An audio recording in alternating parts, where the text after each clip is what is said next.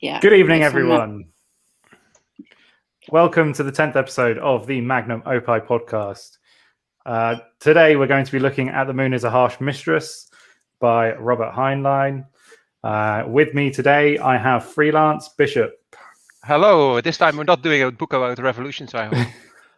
We have Brandig. Good morning from Texas. We have Justine. Good evening. The chap Hello. who is currently silenced. Evening all. Hi. And Quackhouse, who has some background noise.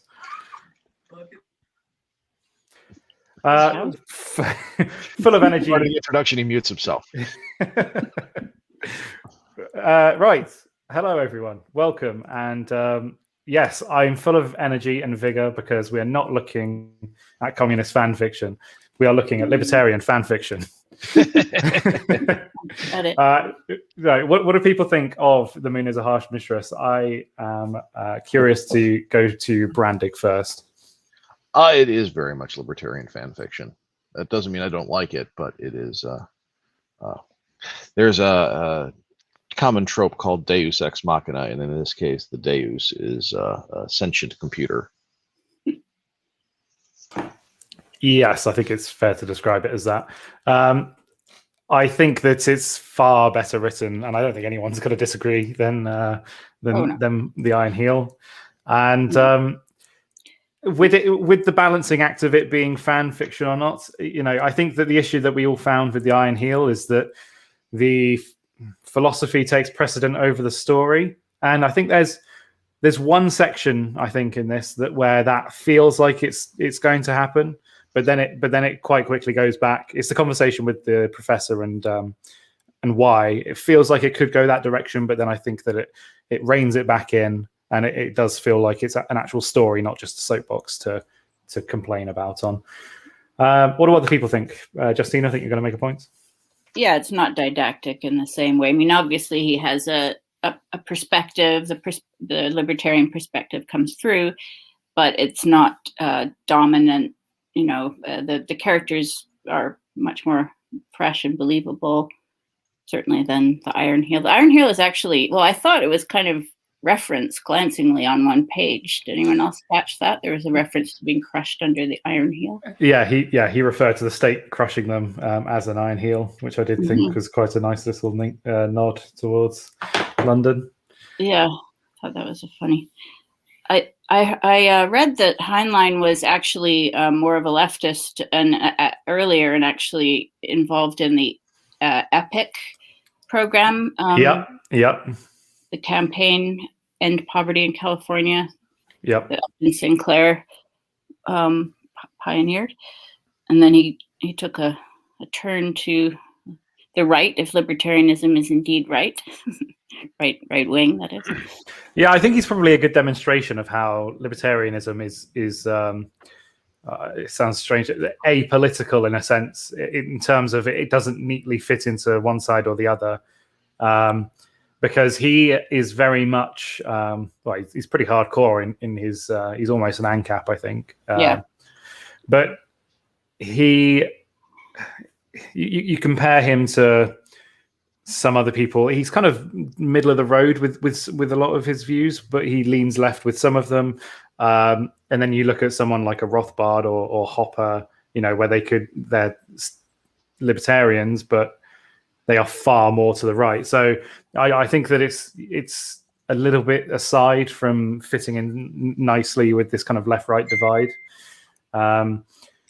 He seems kind of Randian in some of his ideas, because it does get a little bit utopian with a couple of things, but for the most part, I think he's pretty good on human nature. I had a thought about. It seems like the individualism that he, that is we associate with libertarianism, is kind of, one of the critiques of that is that the individual is in fact, not really truly independent of history, family, community, genetics, all these things, right? But in the conditions that he describes on that planet, where it's kind of like almost like an advanced multiculturalism is underway, and in fact, normal family formation is not taking place in a lot of cases, and everybody has like a mixed ethnic background with like an English first name and a Russian surname or a Spanish surname or whatever. It seems like that in a way these people are more atomized, Yeah, this is exactly my thoughts. I think that some of the barriers that you have for some of this kind of utopian thinking, or at least this kind of homogenized thinking where you think that everyone can get along, kind of John Lennon imagined kind of idea of the world. Some of those barriers are removed by it being on the moon with everyone coming from this varied background. So, and the family structure is also changed significantly because of the amount of women that were first on the moon. So, yeah, some of these issues that in regular discussion that we could have, he steps aside because the environment is completely different. So some of the arguments don't necessarily work. Before we carry on, should we get a description of the plot? Freelance, do you want to go for it? Australia marries America in space. So you have this penal colony on the moon, and they're being oppressed by the FN, which is the Earth Federation that manages it. And for some odd reason, they're growing wheat on the moon, and they're shipping it to Earth. Earth is really dependent on this, and they're using a space catapult because basically, if you want to get something from the moon, you just throw really hard, and then it will fall to Earth. The loonies, the moon people, are sick of this, so they decide to revolt. Luckily, there's this computer which has become sentient, which is bored, which helps them. And in the end, they throw rocks at Earth, and Earth kind of surrenders and acknowledges that they're a separate state. So, peace through violence and force. Yeah, it's the American Revolution in space. It is the tagline.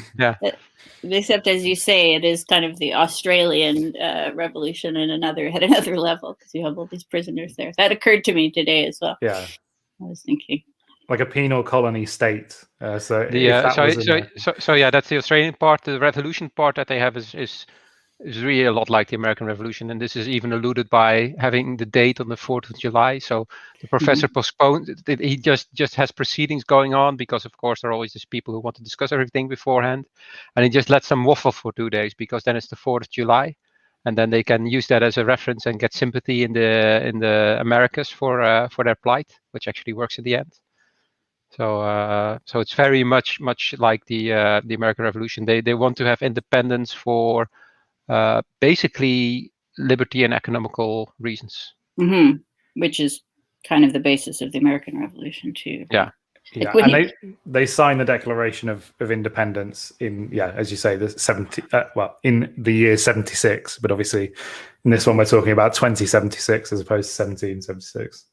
When you look at the taxes that the American colonists were getting whipped up about, I mean, it's laughable by today's standards. You're so low. Yeah. Do you think they would have revolted for being under house arrest for a year and a half? Who knows? Yeah, we're so far degraded now that we're ready to accept it. Back then, a plague was normal. You had 5 a year. You can always make more kids, right? Yeah. The idea that our ancestors would have been rather bemused by the idea that we would be so frightened of. It's an illness, okay? YouTube, it's an illness. Let's move on. Let's move on to the next slide. Okay, so I can feel the sword of Damocles dangling. Susan wielding it over our heads. Okay, so Robert Heinlein. So obviously, most people are going to know him from Starship Troopers, but he's got plenty of other novels. Brandig, I think, is probably most familiar. I think you've read quite a few of them. What was the Stranger in a Strange Land? I think is often regarded up there as being, kind of comparable with Moon as a Harsh Mistress, because from looking around, people regard this, Starship Troopers, and Stranger in a Strange Land as being his kind of top 3. Yes, those are generally considered his top 3, and I would also put them as his top 3. Though there are some other ones that are of note. I put your favorite quote on there as well. Yes, I was just about to say that is my absolute favorite quote, probably ever. It epitomizes what actual real politic is. Yes. So, as was mentioned previously by Justine, interesting start to his life, considering how people regard him now, because he was a member of Upton Sinclair's epic movement. So I wonder if he had any association with Jack London. Those kind of circles. Everyone we cover seems to have some kind of tangential relation to the person we viewed prior. But everybody belongs to everybody else. He must have done. If he knew Upton Sinclair, he must have known Jack London. Well, also Jack London was a very prolific writer at the time, and his works were very popular. So I'm certain Heinlein was familiar with him.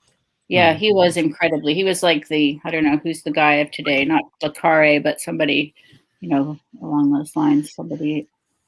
Somebody who writes a lot of very popular books that are, he was the J.K. Rowling of his time. Yeah. Who's that? The horror writer who wrote The Stand. Stephen King. I think she wrote Lord of the Rings. Yeah, that's right. Yeah. The lady who wrote Lord of the Rings. No, Stephen King puts out tons of books, and none of them are terribly good, but everyone knows about them. So, also like Tom Clancy and the Mill Fic. Mm-hmm. Stephen King, once in a while, he has an interesting, like his stories that are not necessarily horror can sometimes be more interesting. Like the one that Stand By Me was based on. I thought it was kind of. Mm-hmm. He quite often falls to just like disgust as a response to, as a way of trying to emphasize the story. Mm-hmm. I remember I read, I think the only book of his I've read is Needful Things, and I did enjoy it, but there's quite often in that and in everything else I know about him, if he doesn't know how to progress it, he'll just kind of gross out the audience as a way of progressing the plot. So I don't know. I think that's probably why some of his non-horror writings stand out more, because he doesn't have that to fall back on. Mm-hmm. He has to work a bit harder. Yeah. That story that I mentioned is quite subtle, where there's a body in the woods. They go to see the body, but there's nothing. There's nothing supernatural. The end. Oh, sorry. Yeah. You find that, and that's it. Oh, it's a subtle story. But I remember. So this has become the Just Tension stream. So we just try to talk about everybody except Heinlein. No, we'll stick with him. There's plenty to get into. I've got a couple of interesting nuggets I found out about Heinlein, if these are reliable. He was a swinger and a nudist. Oh Lord. Apparently. Degenerate. Which I found it interesting that he got divorced. He got remarried 3 times, and I just from reading the book, where sort of the new family structure of the clan marriage or the line marriage is sort of laid out as being an optimal solution to their present conditions. But I kind of thought, well, it's not that, if you're swinging and you're getting divorced multiple times, maybe it's not a great solution. But I just found that an interesting. There always seems to be these strange tidbits about authors. I don't know if just Joe Bloggs down the road has ever written a book. It might be that some creative people have a really low inhibition, so they. Yeah, I think there's something to that. There's an artistic soul that just seems to have some kind of weird expression elsewhere, other than their art. I picked up that one of his wives, perhaps the last one, is supposed to be the model for Wyoming in the story. She looked quite dashing. I believe that was Virginia. Yeah. Yeah. That would make sense, state-wise. Mm-hmm. Yes, that worked. Yes, that would make a lot of sense, actually. I was trying to see if any of the founding fathers were from Wyoming to explain it, but that makes a lot more sense that his Someone named the state. another thing that is also tangentially related to the book is that Heinlein was sterile. So again, expressed through Wyoming is that kind of issue there. There's polygamy, but the polyandry. There is also a reference to polyandry, which doesn't really make much sense from a fertility point of view, does it? Well, the reason polyandry is present is because there was so many males to females. It's a way to guarantee that property doesn't fall back to the state and is just continued. So as a man, if you want to build something that lasts, you need to connect it to a family. And if there are not a lot of females, then the only option you have is to get into a polyandrous marriage. Mm-hmm. Yeah, I suppose there are functions for it outside of pure. I do wonder whether or not that would change the family structure, in an instant, with that being the case, or whether you just have alpha males and many men just not having any offspring and not having any marriages. It seems to be terribly polite, all the stuff, the way that the males interact, but that's explained like in the Wild West, where everybody's armed, and so if you misbehave, then immediately it's like this Frenchie called Stu, which made a faux pas with a girl doing something she didn't like, and basically was condemned to death. So he was a bit like Wesley Crusher in Star Trek, where he jumped over a very tiny fence onto a flower, and then on the planet that flower is a holy thing, so he's condemned to death, and then Picard has to reason him out. Well, it wasn't even that the flower was a holy thing. It was just he was not allowed in there because he wasn't a gardener. Yeah. So that was it. The weaker or the certain people in society are weeded out very quickly on the moon. It seems like they said they'll either have an accident, outside, or they just won't survive that initial mistake. Where they make a move on a woman and they just get killed, and then it's over. It's a very harsh mistress. It does seem like killing is not strictly illegal there. Who would punish them? Yeah, there's no laws. It is very much the Wild West if you look at it in that way. If the kind of the way in which we now look at the Wild West, whether or not that reflects reality or not. You have to rent a judge to get something resolved. Yeah, how much justice can you afford? But one of the things that Heinlein did really well in all of his works was imagine a world that operated on a different set of premises and then stick humans in it and see what the results were. Because all of the stuff that's being referenced right now are logical and appropriate responses by humans in this aberrant set of sociological circumstances. So if you're in a situation where a mistake can kill you, you naturally, by Darwinian selection, get people who make a lot fewer mistakes. And then those people who make fewer mistakes have children, and they raise them to make fewer mistakes. Not only that, you get a culture which is based on that. Exactly. And Heinlein does this in something similar that happens in the Lord of the Flies, where you have also the regular kids in an unusual circumstance, and then you see that they react differently. And Heinlein does it also in a very natural way. It doesn't feel forced at all. It's like, okay, these people live there, and the world is just like that. It's like you just meet somebody from a different country before we had globalism, like the olden days. Something interesting with the science fiction is that it often seems to be like a real explicit meditation on fiction building itself, because you have, the invention of worlds which work if you follow a certain set of rules, right? You create a new set of rules, even new sets of kinds of physics or all sorts of different rules, and then try to see if it works, which is very much what writing fiction is like. You have to. Yeah, I think that sci-fi is probably second to none in terms of world building, the necessity for world building, and how that world building is sort of part of the actual story itself. The only other thing that you can really compare it to, I think, is like fantasy, like medieval fantasy. But with that, it's slightly different, because I think that, as you say, it's more of a meditation when it comes to sci-fi, because the way that they see the future going is sort of it's usually an incorporated element of the actual plot. Whereas with medieval, fantasy novels, the world building is done for a slightly different reason. It's not part of the story per se. It's more just giving you that kind of feel of the environment. Yeah, it's not major like an experiment in the sense of would this work? Would this work? Yeah. One of the major perspectives I use to look at sci-fi and fantasy is that sci-fi plays with societies and fantasy plays with personalities and characters.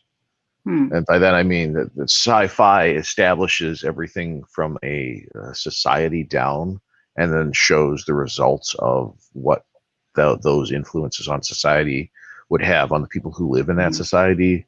Whereas in fantasy, usually one of the core components of fantasy is magic, and magic allows the individual character to reshape the world to match their personal desires.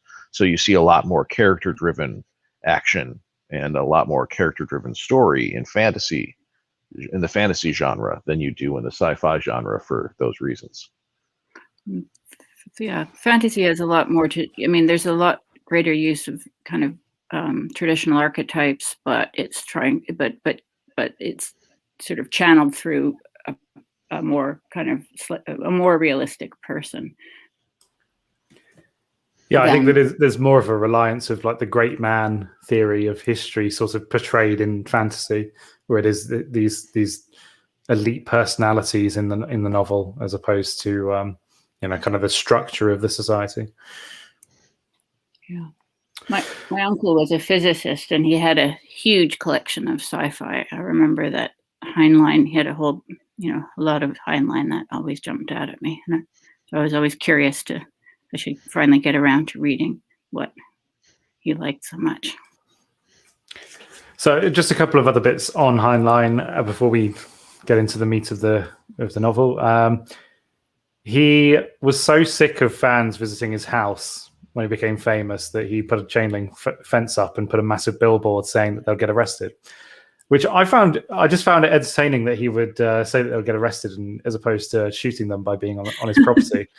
Because it just kind of feels like it's a bit of a contradiction, but maybe I'm wrong. And the only other thing I wanted to mention that in 2013 he was inducted as a member of famous Missourians, which I imagine is quite an empty hall. But let's move on. Well, to the point about the sign. People put up signs all the time that's saying trespassers will be shot, and very few trespassers are actually shot. So it makes sense to threaten people with something they actually believe to be a threat, rather than something they believe to be a joke. Yeah, that's true. So you don't think that? Well, I was just going to say, and Heinlein, more than probably anybody else, would understand and appreciate the distinction, given his writings. Mm-hmm. Still, it is funny when you're a bishop. No, I just wondered if Disney wasn't famous. So. Just asking. Disney was from Missouri, wasn't he? Yeah. He based Main Street on his kind of nostalgic memories of that growing up. So not much. Did you ever hear about Hubble, the astronomer? Did you pull up a Wikipedia of famous Missourians? Yeah. I also did, and half the people I looked at when it was a list of people from Missouri, and whenever I clicked on their profile, it would say something like "born in Spain." They just reside in Missouri, so I don't really think that counts. The one in particular I'm thinking of, this really is becoming the tangent stream now. The wrestler Kane was apparently born in Spain and is the governor of Tennessee, of a town in Tennessee. But he's in the list of famous Missourians, so I don't quite understand that. So, influences. I've not got much to discuss on this page. Two figures that I'm sure people are familiar with. H.G. Wells, he was quite inspired by. And Twain, I don't really see that coming through on the writing, but apparently Twain got him into reading and writing. I don't know. I don't. It's witty, but it's not kind of that strain of. I don't know. Kind of witty. Yeah, there's slightly different. Moon is a Harsh Mistress might not necessarily be the most over the top of his comments, but it's definitely Twain's political commentary and subtlety about what people think and how people act and the differences between the two suffuses a lot of Heinlein's work. Again, as I was saying earlier, Heinlein would recognize what people say and then what people do. So people will say they're scared of someone shooting them when they come across the trespass, but people walk past signs that say trespassers will be shot all the time. But you threaten them with arrest and being jailed for trespassing, that's a more valid threat to them because it's a more understandable and believable. And that distinction is something that Clemens highlighted in a lot of his work. The difference between what people say they'll do and what people actually do. And that was the core to a lot of his humor. You actually see this also in Moon is a Hard Mistress with the way they deal with the Terrans, the people from Earth, that they're almost on a Machiavellian level are trying to manipulate them by just reacting to them in a certain way, goading them into a reaction, knowing that they will do this. So you see this in his work. So, and I'm sure we'll talk about it later, but the professor is a master of that. Yeah. Well, that's his entire character. He is the Tony Blair of space. Chap, I think you were about to make a point as well. All I was going to say was a better sign would be trespassers will be flown to my private island and then hunted, I think. If only Tony Blair was in space. So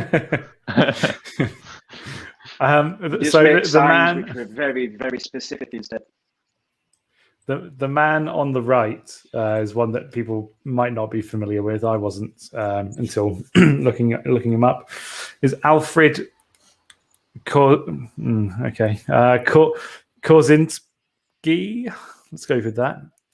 But he was an expert in semantics. So he explored language a lot in his writings and the use of language and how the framing of language sort of influenced the framing of reality on a person. And I think that Heinlein is probably, that you can definitely see coming through in some of his writing. That's the frame games, the use of quite subtle use of dialects, including in some of the writing that was in Moon is a Harsh Mistress. I think it was done quite well. I think you can see that coming through, so that's why I wanted to include him on there. I approve of his cigarette holder. Yes. You don't want to get dirty fingers if you smoke. So. Yeah, not many people could pull that off, but I think that looks quite good. I'm not sure about the rimless. I've never been a fan of these types of glasses. Rimless, yeah, not sure about that. I'm a fan of his blackboard. Yeah, that's complicated.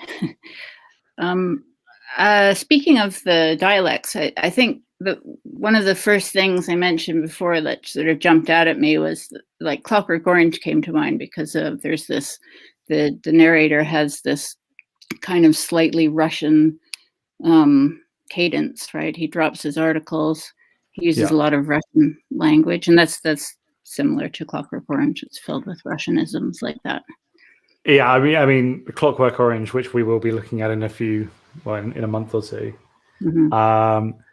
that kind of takes it to 11, and it can get pretty impossible to read at some stages. Yeah, well, you need a dictionary, and there is one in the back. I'm curious to listen to the audiobook of Clockwork Orange because I wonder how well it comes through being spoken. It could either really pull it off or just be an absolute catastrophe. So I'm gonna give that a listen when we cover it, I think. When I was listening to the audiobook of The Moon is a Harsh Mistress, I was first like, why the hell did they get a Russian guy to read it? So I looked for another audiobook, and it was also a Russian guy. Like, wait, maybe this is intentional. So that my conclusion was that basically, the writer kind of hates his fans, or the people who should read this book. Let's write a book that's hard to read, because I don't like the people who read my book. Well, the first time I read it, I thought that Manny's use of language was the colloquialisms of the Moon, rather than an allusion to his Russian roots. I think it's kind of both. I mean, I think there's quite a few other characters that have Russianisms mixed in with their sentences. Kospasha. Yeah. They say bog, which is God in Russian. Yes. Yeah, there's a blending of multiple... I don't know why Russian seems to be the most prominent, but there is a blending of sort of snippets of language throughout. Well, probably because they got to Luna first, because Luna is Russian for moon. Mm-hmm. Well, it's also a natural Latin. consequence of the homogenization of the culture based upon all the countries that sent their convicts to the moon. Mm-hmm. So instead of sending convicts to Siberia, the Russians apparently sent them to the moon.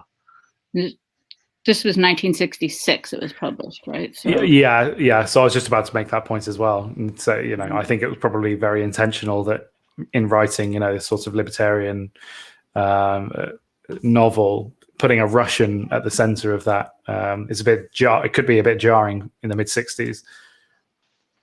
Yeah, I mean, it that's why suggests society works quite well. Was that yes? Can you expand on it? Because I say, do you think that's why the society works quite well? Because it's staffed by people that the Russians kicked out. Yeah, maybe. Right. That's a very good point. Instead of shooting the experts, they just sent them up to the moon, and that's why it's been so good. You're too efficient, Tovaris. You go to the moon. The people who don't like, Yeah, the moon's a bit like Siberia, right? In that way too. Yeah, you don't come back. You don't come back. Yeah. They send you Indeed. to. So let's look. So obviously we've had a basic explanation of what the plot is, but let's start off as you should from the beginning. There's not been I'll get this done now. There's not been a film adaptation, so getting the pictures, I've just kind of used some that I think reflect it. Interesting thing about the film, in 2015 it was announced that there was going to be a film made of it, but the director was going to be Bryan Singer, so you can see why it kind of fell off a cliff. I did find it interesting, given the fact that there was a mention of there being no age of consent on the moon, and Bryan Singer was involved. But let's not go into that. The spice must flow. Shai Haluk. Again, Heinlein goes back to setting up a world with a certain set of rules, and then watching the culture and the humans adapt to those set of rules. In a situation where women are so few in number and wield such considerable power, there's no real need for a age of consent, because as we saw with one of the characters, and I expect we'll get into that later, there are harsh consequences for ticking off a woman. So all she has to say is that she didn't want it, and that fixes that permanently. I mean, that it could also have resulted in the exact flip side of this, which it could have just been, how there's no nice way of phrasing this, but it could just be rampant rape of any woman that they come across. I find that a bit like an American university. Well, yeah. Now. Don't you stand a 200% chance of being gang raped on an American university campus? Yes, and you'll only be gang raped by white men, because all the other races are never rape anybody. No. It's even worse than a border crossing. The worst part is, if they commit it, they're going to get sent to the moon. So what they're going to do? They're going to carry it on. Being shown the door has a different meaning on the moon. That's what I learned. Yes. Yeah. So let's talk about Mycroft. So he does bring Hal to mind, doesn't he? Yes. He's not quite as sinister, but I thought that was the image that was constantly in my head. Not quite as sinister. Mind you, the body count of Mike is slightly higher than that of Hal. Well, yes, that's true. Just a tad. Who wants to, kind of who is Hal? Sorry, who is Mike? Who wants to go into a bit of detail on Mike? So Mike is the central processing unit that handles fundamentally all of the actions and activities of the automated systems on the moon. I believe he was originally brought on board for some small set of accounting type activities, handling the life support and that sort of thing. And because he was a state-of-the-art computer when he was originally created, and he was also designed to be able to be expanded and built upon and increased and upgraded over time, they just kept adding more and more things to his processing. So he does the call routing, he does the air routing, he does the sewage system, he handles the catapult, he handles all of the communications. Everything that's technical and can be automated is run through Mike. So Mike is basically Luna for all intents and purposes. And as a byproduct of having all of this stuff grafted onto him and having his processing increased by an order of magnitude or more, he developed intelligence and self-awareness. And since Manny was a technician and a skilled technician at the time, Manny identified this, and Mike talks to Manny, and Manny talks to Mike, and thus everything was born. A beautiful friendship. Yes. So his name is Mike, and he's named after Mycroft Holmes. Mycroft. And the origin of his name is, I think it's given by Manny to him, but something that they include, which we see in almost every sci-fi where they're focusing on world building. We see this all the time, and there must be a specific phrase for it. But he mentions that that Watson wrote it, and it to me it came across as it being phrased as in Watson was the actual author.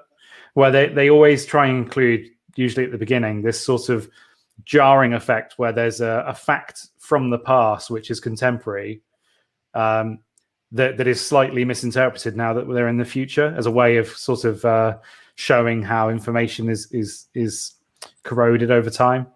Does that make sense? It's a feature that always seems to be included in any kind of sci-fi novel or film, where there's a fact about the present that everyone knows at present that they include in the novel and slightly mistake it. It's a trope. I remember a Buck Rogers episode where Buck Rogers, who is from our time, is shown a hanging lamp, and the scientist says, "Well, this is a salad mixer," that kind of stuff, and then he has to laugh because he knows the scientist is wrong.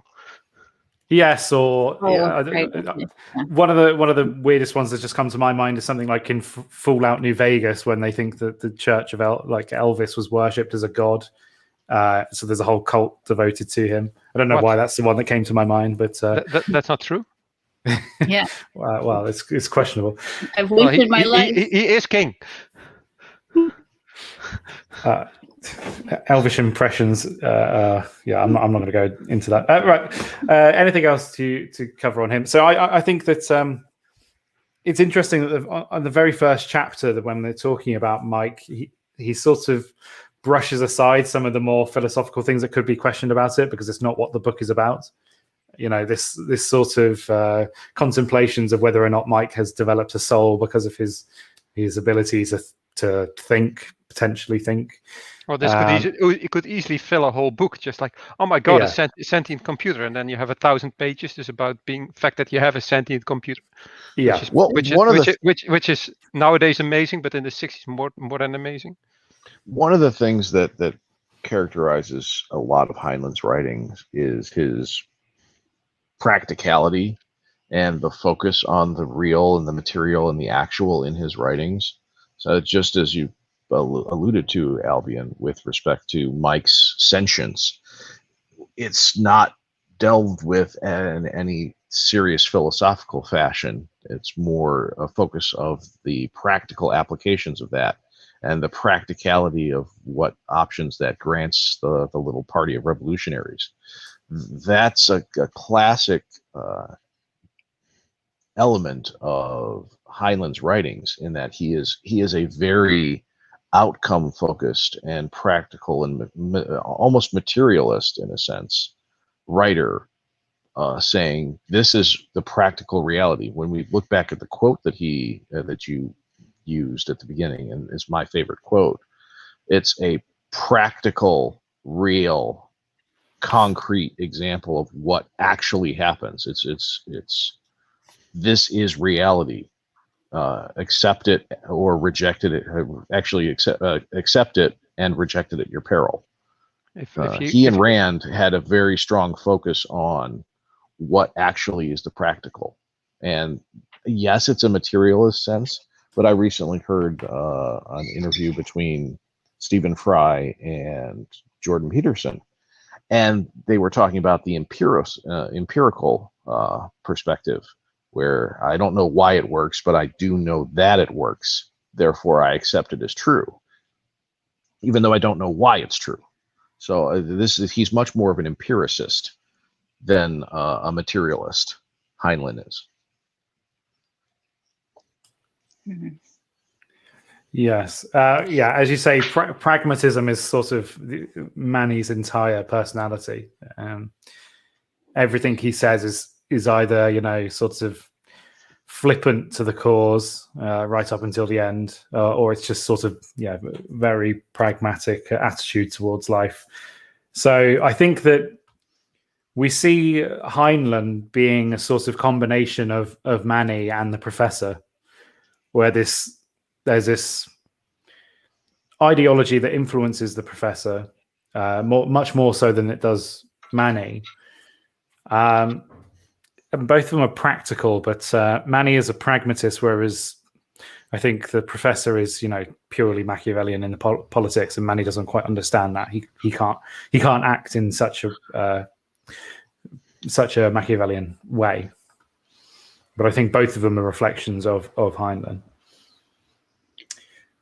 Mike has these ambitions that remind me a bit of like Data's character or something, where he's trying to, making jokes, and then he has, he seems to have emotions from time to time.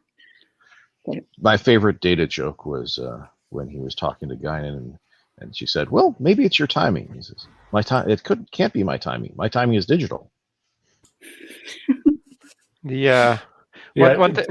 One thing that's a bit of an anachronism with Mike is that they have a really centralized computer system, which is something from the 1960s, where you had mainframes with terminals. Well, nowadays you have a computer is really a commonplace thing to have a processor and memory. So at some point they have a second computer as a backup, and it's owned by a bank, and it's their only computer, so they have to go back to an abacus to do calculations. And then they borrowed Mike's retarded son. Yeah, his idiot child. I was just thinking of the abacus pill. Return to abacus. We was abacus. Yes, the humor through line at the beginning of the novel did remind me a lot of Data, which has kind of dropped off. I feel like there are strands that could have led to something else, but it's not the novel that he wanted to write. So something like the separation, as we'll come on to why, the separation of his personality. I don't know. Maybe it's just because of the amount of things that have come out post the release of the novel, but I was expecting for Mike to have some kind of nefarious purpose for a lot of it, and this kind of multiple personality where he's segmenting himself off to speak to different people.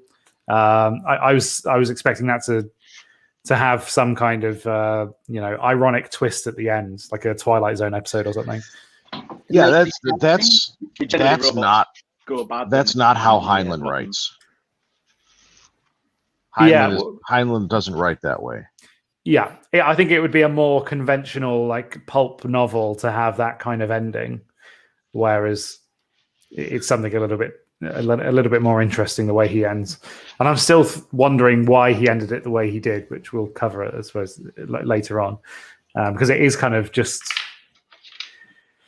I don't know. There's nothing there, but I think it's done for a reason. As I said, basically what they use Mike for is Mike is the Deus Ex Machina of the book. So he has to be there. He has to be the way he is, and he has to serve his purpose, and he has to enable all of the rest of the stuff that the main characters undertake in the book. He's a tool rather than a character.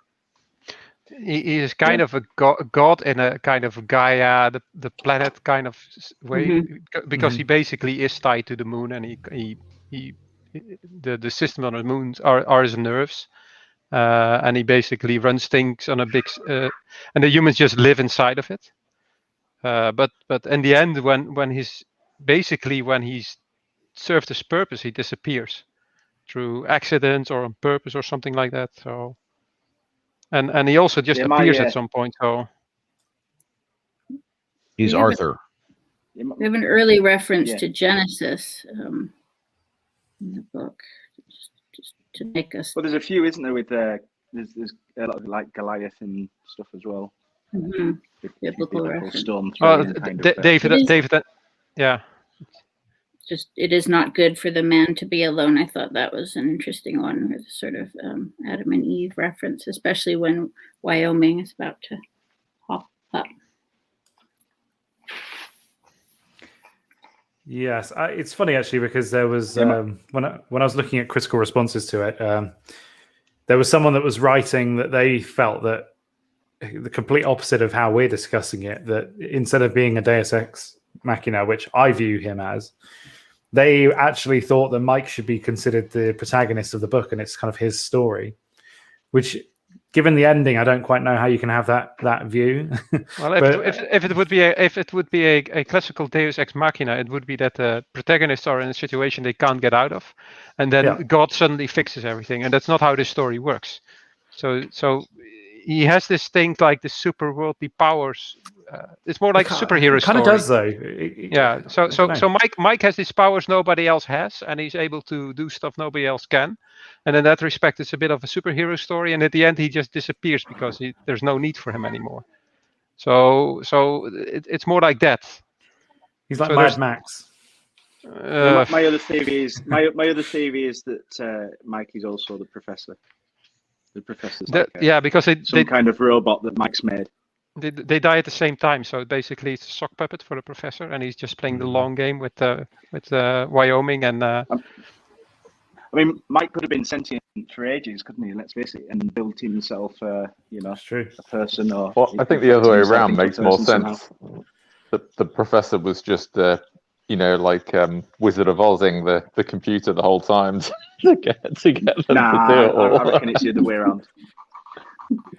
Well, we also don't actually know that Mike has disappeared, because he uses subterfuge even against Manny, who is his best friend. Allegedly. His first best friend. Allegedly. His first male best friend. He tells him that he's best friend. Yeah, it could be everybody's best friend, really. Well, this was kind of where I thought it might lead, which, again, it could be a bit more of a pulpy novel, having... he's been in communications with hundreds of people, but he's just not Mike to them. That's what I thought it was going to be. He's Michelle, and he's Mary. He's all these other personalities, but that probably would have been a bit more of a Star Trek episode. Or that movie with Scarlett Johansson, where the guy falls in love with the computer voice, but it doesn't she have? Her. I didn't actually watch the movie. I just saw it. Her. Yes, it's got the joke. It's where the Joker falls in love with a computer. Yeah. And I like Joker. Then loads of people do the same thing. What else have we got on Mike? I quite like that he fortifies the election as well. I found that interesting. I did wonder if the Dominion software was influenced by Mike at all. I did wonder if Mike could be. There's almost zero chance that the Democrats have read him. Because they mentioned that he can kind of section off parts of his personality and then essentially password them so he doesn't even know they're there. So I did wonder whether Mike might have a personality who's sort of working for the other side, for the feds or whatever, and he's actually, without knowing it, he's actually not a double agent as such, working against himself. Yeah, working against himself. And then I thought that'd be quite interesting. You've got essentially two equal players fighting each other without knowing that they're both there. You mean a Manchurian candidate? In some ways, yeah. I actually think this is a real sign of a good novel is when you can, spin these kind of things off, because we're having exactly the same kind of conversations with Lord of the Flies, where there are so many different directions that something like this could go, because there's lots of intrigue. Yeah, I remember the supercomputer in Lord of the Flies. Yeah, it was great. Yeah, that's my favorite part. Probably one of my favorite parts with Mike was when he said, "I can't access that. It's locked behind a password." And then Wyoming says, "Well, what's the password?" He says, "Whatever the password was." He's like, "Oh," and then he says, "Password isn't it? Oh, it's open."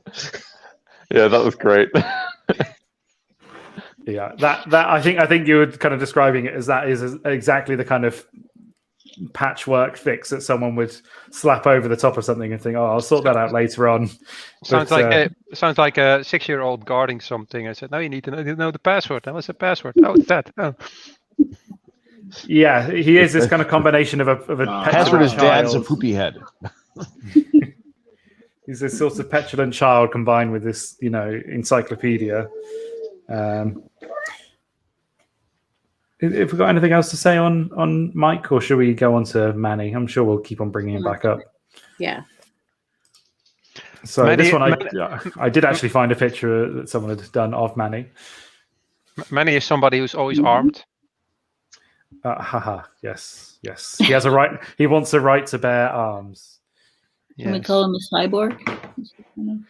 Well, no, he's not. They mentioned cyborgs in the book, but they're like not really humans. They're because they don't care about radiation and stuff. So yeah, he would be a cyborg, but in the book he's not a cyborg. They're epsilons. They're what are they called? Semi-morons. Semi-morons. Yes. Yeah, that's kind of impression I got. Yes. So who wants to talk about Manny? His name is certainly a mixture of different kind of groups. Indeed.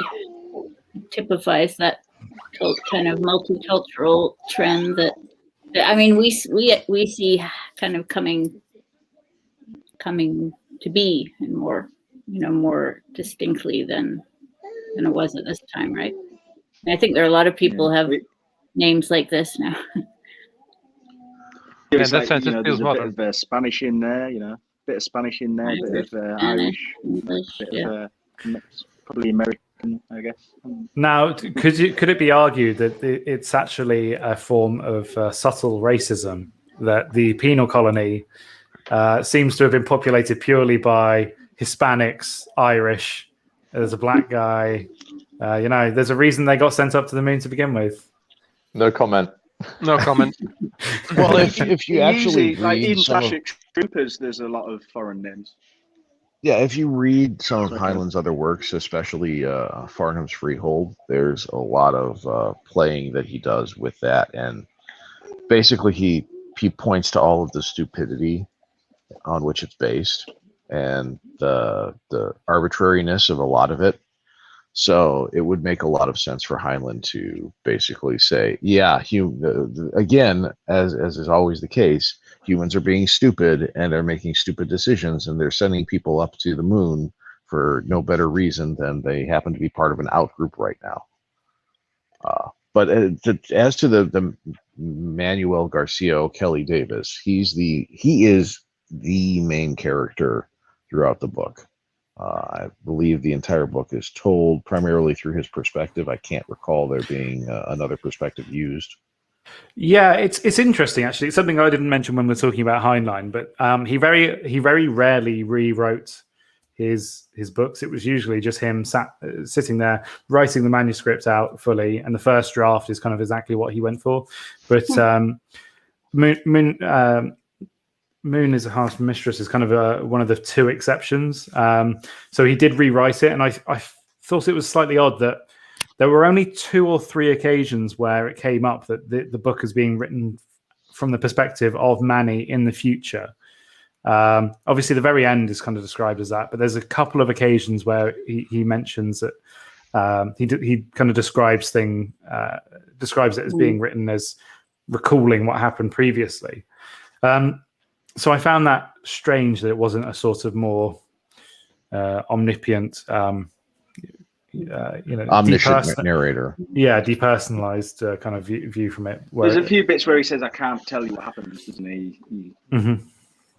Yeah, and Manny is a free man, unlike a convict on the moon. So he was born there, and he was raised there, and he, unlike most people, has actually been to Earth and was trained on Earth, and then he came back to the moon. I think there was an accident in ice mining, and that's how he lost his arm. But as a result of that, he's got a number of attachments that he can put on his arm, and that allows him to do very fine electronic work, which, combined with his educational background and the fact that he's a free man, allows him to come in to the Mars Administrative Authority and actually do work on Mike.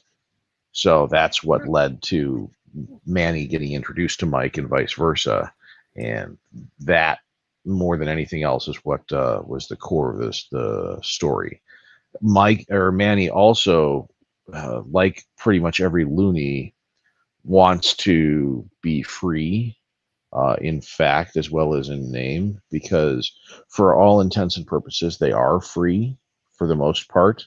The Lunar Authority doesn't really do a lot to exert its authority, but when it does, it's arbitrary, capricious, and they have absolutely no recourse, so they have to put up with it.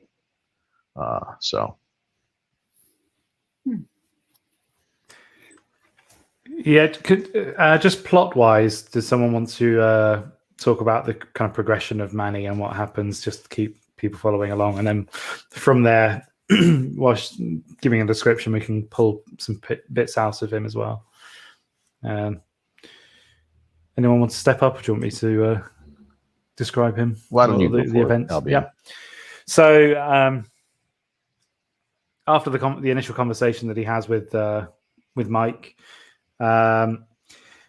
something that we see in this character a lot is that he's kind of unwittingly carried along, and I think in some ways that could be a Twain influence, where Manny gets involved in a revolution that he has no interest in, because to him, as long as he can kind of get along and do his own thing, he doesn't care about the overall picture, as long as there's not a 1 in 10 chance of him succeeding. So after dealing with Mike, he ends up going to this revolutionary meeting. It kicks off with the warden's guard coming along to break it up, and several people getting killed. And during this meeting, he comes across Wyoming, who I will just bring up the slide now so that we can kind of speak about them both together. Actually, again, managed to find a picture for this one. So, funnily enough, I had flashbacks to Day of the Triffids when it was just Wyoming and Manny. Their kind of banter back and forth really reminded me of the section of Day of the Triffids when they're in the apartment together, just talking and kind of discussing the end of the world. I really had that kind of that chemistry came through quite well. So after they have a conversation, he kind of explains that he's not particularly interested in joining up for ideological reasons. We come across the professor, and the three of them head up the revolution, the lunar revolution, and I think we'll kind of cut it there story-wise so we can talk more about Wyoming. Do we think Mike calls him like Manny and Man and so forth because he's sort of like the Adam figure in a sense for him? Well, apparently it was explained to me that his reference to Manny as man is a shortening of his name rather than saying man, which again was another thing that was recently introduced to me. When I first read the book, that wasn't took it just as man. Yeah. Well, it's shortening of his name, but I don't think it's coincidence that he calls him Man. And to start with, it really comes across funny. Like Mycroft and Mike, so that would be logical that he would do the same with Manuel to Man. Mm-hmm. So it really sounds like he's just the Big Lebowski, you know. Yes, as discussed previously, I watched the Big Lebowski for the first time whilst reading this, and I could not get that out of my head. Hearing him saying "man" like the Lebowski. I thought originally it took a while until he interacted with other people, because I just thought he would refer to any kind of human as man. Just as, I don't know, sort of, this kind of verbal idiosyncrasy that he has. But it's a shortening of Manny. And it must have been one that Manny told him to do, because every time he comes across someone, he doesn't abbreviate it in their first interaction. So with Wyoming, he refers to her as Wyoming not, until he's specifically told to abbreviate it. Same with the professor. So it would have been something that Manny told him to do for the sake of, ease, which falls into the character trait of Manny just being very, very pragmatic of just saying, "I'll just call me Man." He copies.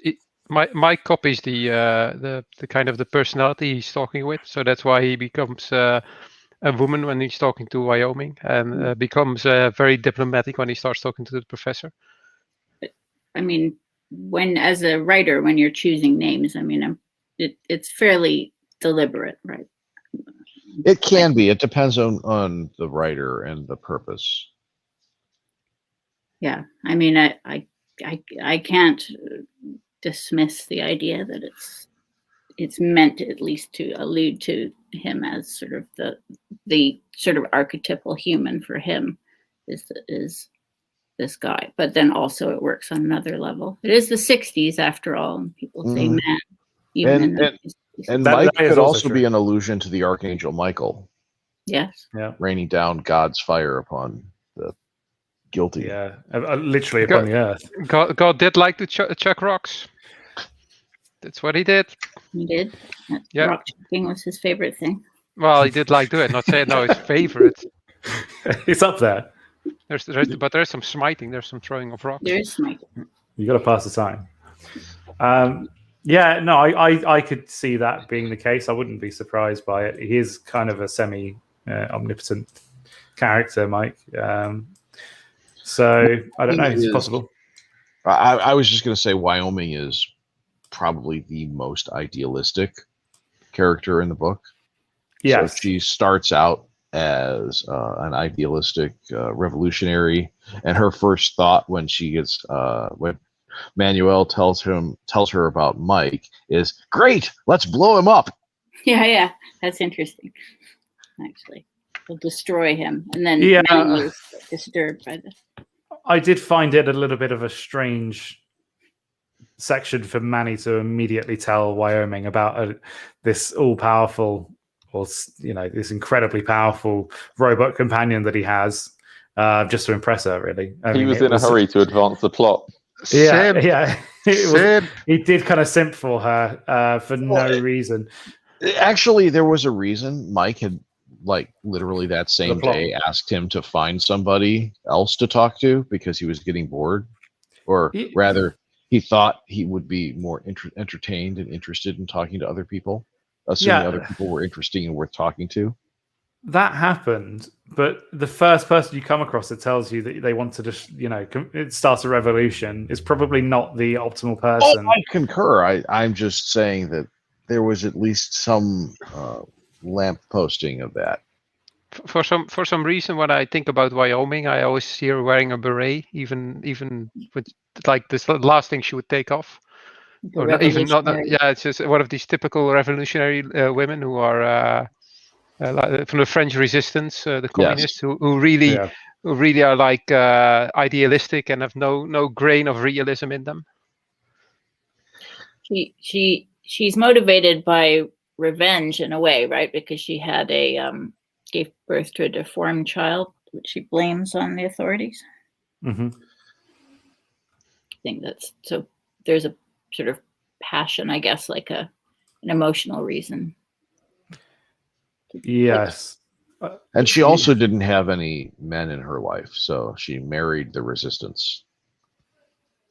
Mm. Well, she had two, but she sacked them off after giving birth to a monstrosity. Right. And that's when she joined the resistance. So she divorced those two, and then she married the resistance. And the rest, as they say, is psychopaths. Yeah. Yeah, again, we see this kind of, I suppose, despiritualizing of the world and materializing where she's a surrogate for money. And there's a lot of interactions that seem to happen purely for cash. Like that, the spiritual is present because there's mentions of God, there's mentions of church, but there's not much spiritualism present in the book. Again, it's because Heinlein isn't a spiritualist; he's an empiricist. He recognizes the value in spirituality. He recognizes the value church and belief bring to human relationships. And his way of squaring that circle is to incorporate them in their materialistic sense to the rest of reality. Yeah, I don't know. I just feel like the value is then no longer present. if that's why you're incorporating it. Even if you're an empiricist, or you have prior principles and values, right? When you yes, a priori assumptions, things that are important to you that you assume are important. So it's not like it's not just a petri dish or whatever where you're evaluating things based on their and it's all obvious based on their practical value, because even their practical value is defined by your assumptions. Well, I think that, again, that's speaking about why it's set on the moon. Some of these values that we might hold, even if they are a priori, might not be present because of the new situation that they're in. And that's why you can kind of get past some of the, the ideas of family structure and everything that we would have by setting it in a literally alien environment. Yes, what else have we got? Maybe when you're in an environment that is not adapted to human life by definition, there's more emphasis on kind of survival, I suppose. That's one of the things. Yeah, practicality by you have to be. Yeah, I feel like we might actually fall back even more on the current structure and the current, kind of human nature, as opposed to it being it's reinterpreting itself for the environment. So I'm not sure. I might differ with him on what would happen, but I can still appreciate it. I don't know. We can only wait and see with that. But I'm not sure. Yes. So the revolution, just something I found quite interesting. When they're having the revolutionary meeting, the three words that they have are liberty, equality, fraternity. French Revolution. Yeah, and there's lots of callbacks. There's a section where the professor is giving a speech and he is making use of Churchill's, we'll fight them on the beaches speech. Obviously, there's literally the Declaration of Independence, and they're trying to emulate by setting it on the same date the American independence. So there's lots of callbacks to history, which I did quite like in it. There was a few Churchill references, wasn't there? Yeah, yeah. And then that all goes back to the professor, which is, I believe, the next slide, I presume. Yes. Now, I couldn't find the professor, so I've just stuck on the professor from Powerpuff Girls. I don't know why. This is a man slowly going crazy here. I couldn't think of anything else to put in there. So, as reasonable as that is, he should have had gray hair. That's all. I was imagining Professor Farnsworth the whole time. Yes. Yes, that would have been a good call, actually. Particularly as something that, let's just get this covered straight away. How the hell is he able to put a fake cataracts in his eye? Oh, that's contacts. Okay, so it was an actual, cosmetic. Because when I was looking back through it, yeah, he goes to the bathroom, doesn't he? Yeah. Okay, that makes sense. So he just takes it out. I don't know. When I first read it, I was like, how is he just manifesting a cataract in his eye? But yeah, it's just a contact. That makes sense. Do you want to talk about so Professor Bernardo de la Paz is, if Manny is the Deus ex machina, Professor is the devil. He grounds reality. He grounds the spiritual in reality. He is the mortar that binds the story together. He's the mastermind behind everything, and he is the most Machiavelli of Machiavellians. Where even Machiavelli himself didn't follow his own advice nearly as effectively or as much as the professor does. So in the sequel, he comes back and he's still alive, having faked his own death. I honestly wouldn't. And then he takes over the moon and chucks the whole moon into the Indian Ocean. I would not put it past the professor to have faked his own death. Now, what I would say with the professor is that I think that killing him off was necessary, because how, if you are this much of a Machiavellian genius, do you then release that grip on power? Like he has managed to set up this whole, like, from zero to controlling the entire moon. How do you then actually turn it into this libertarian paradise that he's aiming for? I don't think because he recognizes that that's the only way that he could have it. It's the same thing with Moses. The only way that the Israelites would be able to proceed forward is by losing him. It's the classic Campbell heroic narrative where the only way for the protagonist to actually achieve apotheosis is to lose the mentor. And the mentor recognizes that. But it's usually through death, and that's what I mean. It makes sense for him to die in the story. But I think if he hadn't, if we're looking at it from an actual, realistic point of view, if you are that person that has managed to construct these series of events that allow you to take over the moon, I don't think many people. It's like the ring. I don't think he would have been able to give up the ring. I don't think he would have been able to throw it into Mount Doom. Which is probably why, if he were as much of a Machiavellian as he seems to be throughout the book, he would probably have planted a little worm in his pacemaker that would have just turned it off at that point.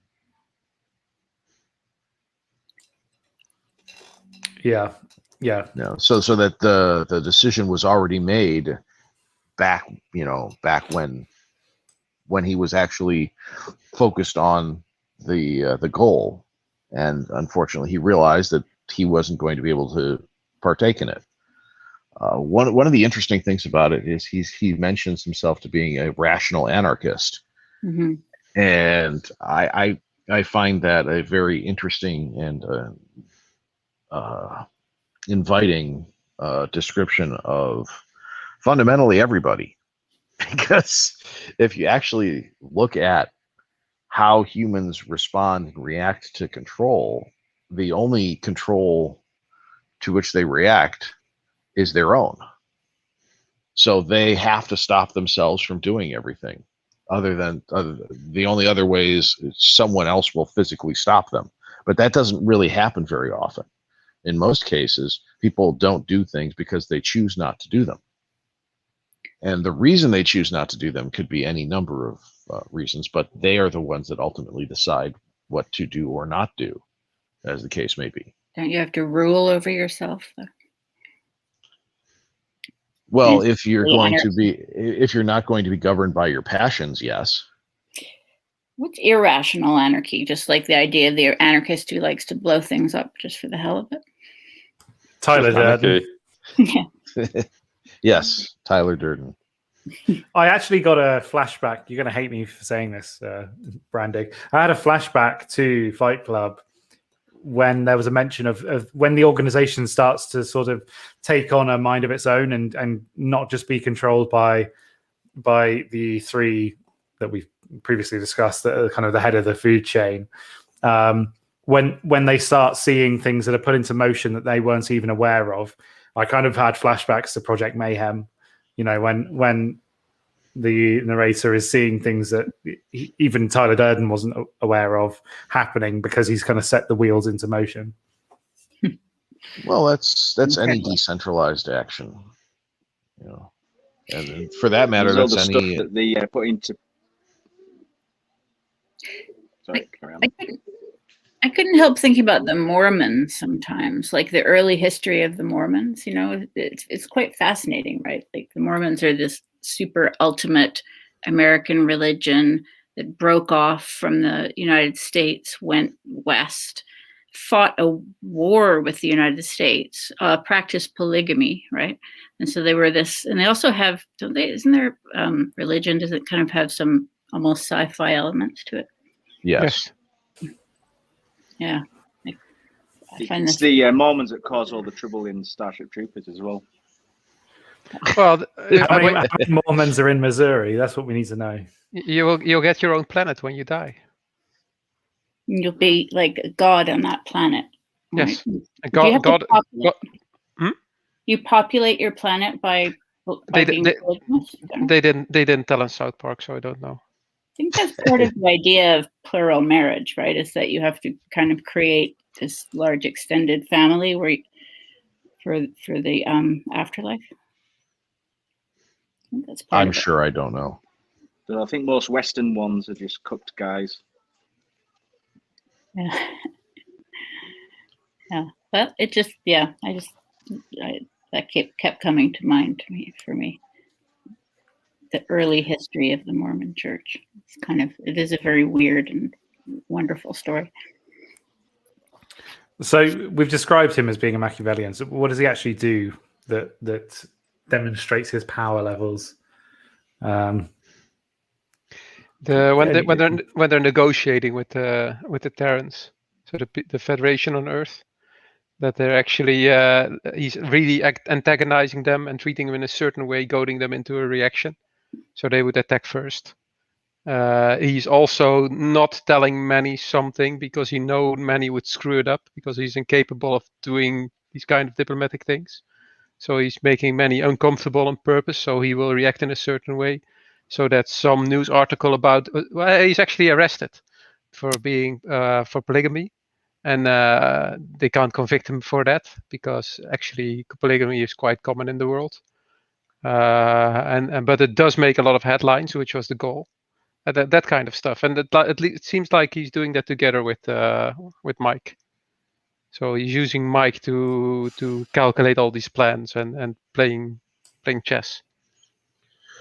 He also works with Mike on coming up with the structure and the goals and the organization of the of the whole process. So he comes up with the structure of the cell structure of the revolution with Mike. He comes up with the communication mechanisms with Mike. He comes up with all of the planning with Mike. The dodecahedron thing where they had lateral communication was really like, okay, this is just overthinking it a bit. It's like to explain it like that. It's like it felt a bit like somebody who likes to be too rational about stuff. Like I thought it was one of the more boring bits of the book, actually. He one thing he says brought to mind some of the discussions we've been having in our circles lately. Well, Wyoming, dear lady, revolutions are not won by enlisting the masses. Well, okay, let me skip forward then, because I've taken that section out. Yeah. Just bear with me. Well, yes and no. Yeah, there we go. Yes. So I'll just read it down, I suppose. Yeah. Prof dimpled. The trouble with conspiracies is that they rot internally. When the number is as high as 4, chances are even that one is a spy. Yo said glumly, "You make it sound hopeless." Not at all, my dear. 1 chance in 1,000, perhaps. I can't believe it. I don't believe it. Why, in all the years it's been active, we have gained members by the hundreds. We have organizations in all major cities. We have the people with us. Prof shook his head. Every new member made it that much more likely that you would be betrayed. Wyoming, dear lady, revolutions are not won by enlisting the masses. Revolution is a science only a few are competent to practice. It depends on correct organization and, above all, on communications. Then, at the proper moment in history, they strike. Correctly organized and properly timed, it is a bloodless coup. Done clumsily or prematurely, and the result is civil war, mob violence, purges, terror. I hope you will forgive me in saying that, up to now, it has been done clumsily. Now, that to me is that sums up the debate that's being had quite well. Exactly. Well, you're not wrong in that the actual coup de grace is done by a small group and that they channel the communication appropriately. But what he's missing, what he's not missing it, but what Yo is missing is the mob is a blunt tool and a stack of really tall marbles. And if you can get it leaning in the right way, then all it takes is removing 1 marble to get the whole thing avalanching. But you have to start stacking the marbles, which means you have to massage public perception, which means you do need the mob, but you don't need the mob actually involved in any of the organization or the activity or the management. You just need to make the mob feel a certain passion, and you have to direct that passion in the right direction, which is why he's talking about communications, because that's how you shape the mob. Yeah, he's not actively against influencing the public consciousness. He's in favor of that, and you see that happen where he kind of says that they have to make it as miserable as possible for everyone.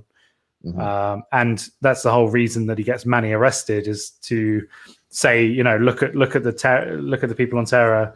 They are against our way of life, and they're arresting us for, you know, who we are. So he's happy sowing the seeds of hatred among the public, but you know, his argument is never recruit anyone merely because he wants to join. You've heard that, which I think it's quite a persuasive argument against populism, and I think particularly, you know, the very end here where he says he'll in reference to the views, he'll share them when the time comes, or you've misjudged a moment in history. So it's that kind of sowing the seeds to reap them later on. You don't want them part of the movement, but you want to be directing people in a certain way. Then when the time is right, it only takes a small group to completely change the structure.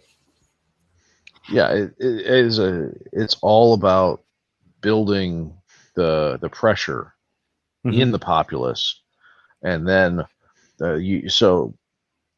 basically what you wind up with is 2 separate structures. You wind up with the structure that channels the explosion, and you wind up with the structure that is building the explosion. But you want to make sure that the 2 of them are separated, because if you lose the structures if you lose the elements that are building the explosion, it's not really a big deal because other elements can be recruited and set towards that. But if you lose the elements that actually are in place and set to channel the direction of the explosion, then you're running into some major obstacles because it could go somewhere you didn't want it to, or it could be subverted by another group to their ends. So that is why he's talking about that section needs to be isolated and recruited only if necessary. This is the old CGP Gray's levers of power. Yeah.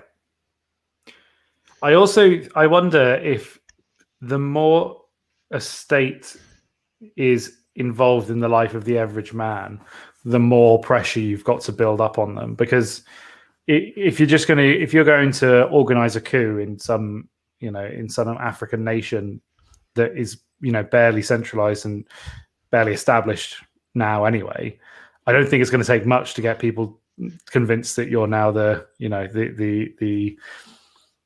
entitled government. If you just went in there, if you just stormed their official building and then put on a crown and said, "I'm now the king of Saudi Arabia." No, that's a very bad example. Sorry, the king of Somalia is what I meant to say.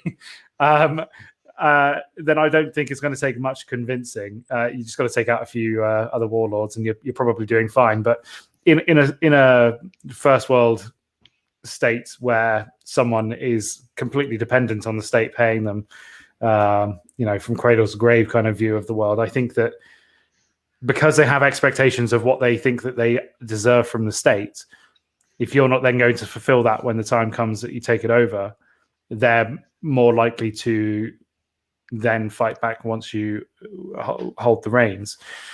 So I wonder if this is where populism where the appealing to the masses has become so prevalent, because a lot of populism leans on promising the populace more than the current state does. Yeah, it's been incredibly effective, hasn't it? This kind of expansion of the state to sort of make everybody so many people reliant on it. It's certainly like that. Well, it's a diffusion of the victimhood mentality. Yeah. If you are convinced that you don't have any agency of your own, then you become reliant on someone else. And the person on whom you become reliant gets your blanket blind defense.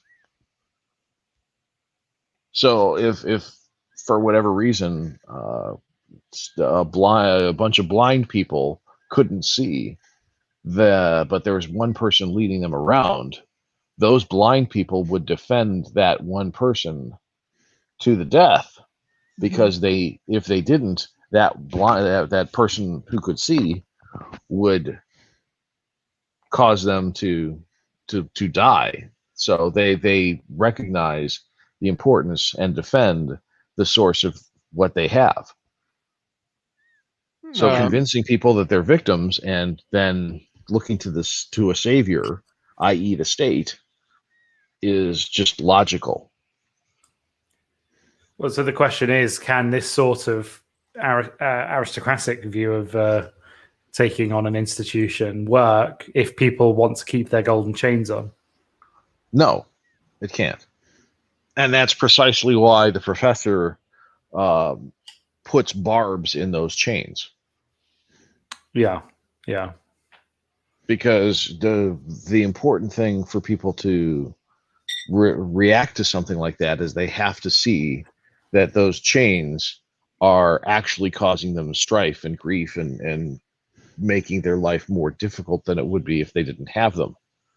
Until and unless you can do that, people are more than happy to adapt. Humans are the most adaptable species on the planet.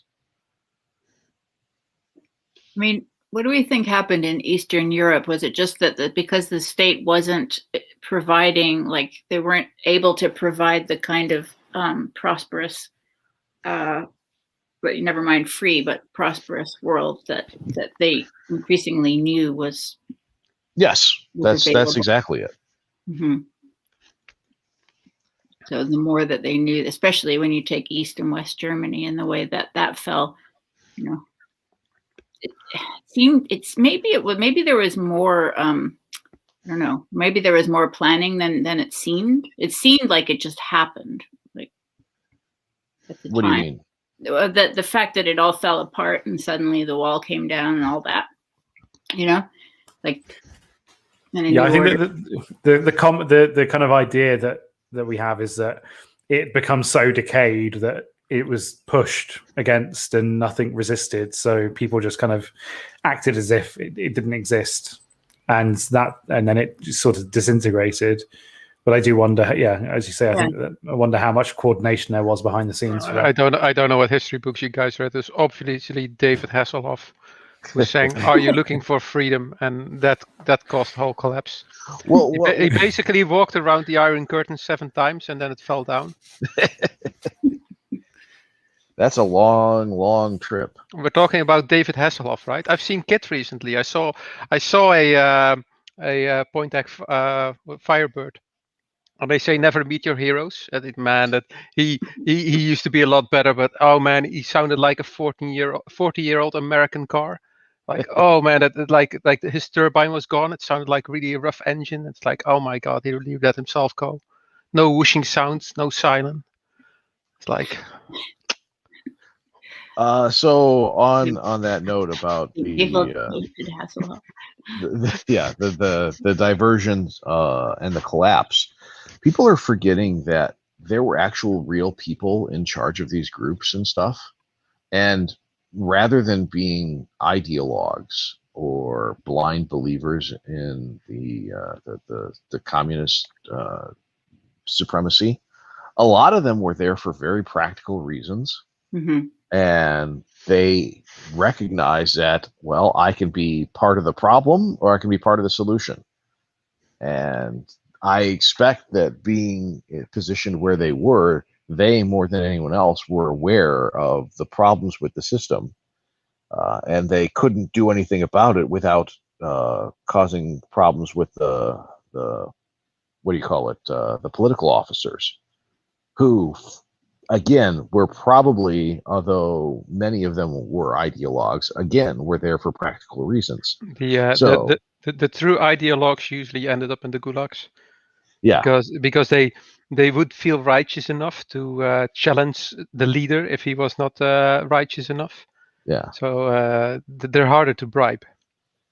So practically, once everyone realized that it was over, they immediately shifted their priority and their focus to practical concerns and really delivering what it was they were supposed to be delivering and making some money out of it in the situation, because now that was legal.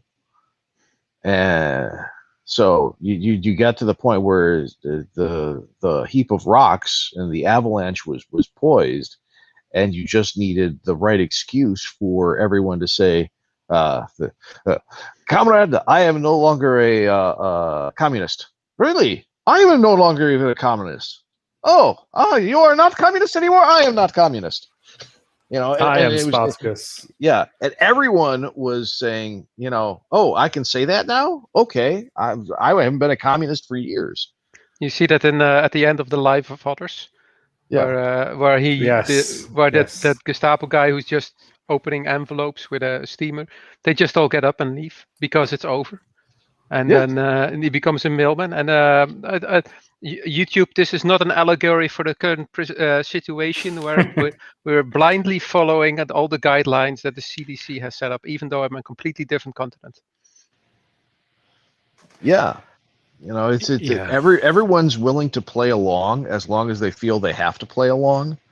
But once the curtain is raised and the lights go up, or once the curtain is dropped and the lights go down, no one feels the need to act anymore.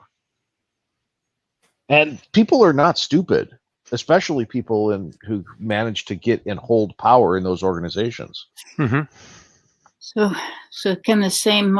Now we're hoping the same thing can be done in the opposite direction.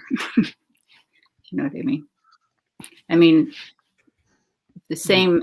If people could lose faith in, It's an emperor's clothes situation. So at one point, somebody just has to say, "Well, it's not true," and then people go like, "Oh yeah, but we're really not mourning for the death of Diana. That's all kind of bullshit," and then the whole narrative falls apart because it's just a narrative, and as long as that narrative holds, people will stick to it. We've seen that through the ages. I think, as you say, Lives of Others is maybe the best example of the jarring difference between when the curtain is up and the pretense that the emperor is wearing clothes is still present, and then that compared to the realization that the clothes are off. It's done so well. It's such a good film. I don't know if you ever read that fairy tale, but after this stream, I will educate you on that. The Lives of Others, it's called? No, the Emperor's Clothes. How that actually works. No, the movie is Lives of Others. The Clothes of Others, I think, is. That's also a different movie. I'll see you after class, Albion. Please, not with that film, please. I enjoyed the section towards the end where he was discussing the systems that the professor put in place in the Parliament and how they weren't really working the way he'd hoped because people were trying to, bend them to their kind of ideas. Mm-hmm. Yeah, well, that might be one of the most Machiavellian elements of the professor. He says the entire system of government that he's put in place, he knows doesn't work. And the people he's put there are only going to argue with each other. So whilst they're bickering, they can kind of crack on with actual running of government. Isn't that it kind of goes back to the minimum necessary rules kind of idea. Well, then that's government. Kind of puts forward as well. That's what government is and why. Yeah, well, the whole argument at the end, isn't it? Is the whole argument at the end, isn't it? Is it's trying to put forward is just let's have as little government as we can get away with by making them pay for their own and that kind of. Mm-hmm.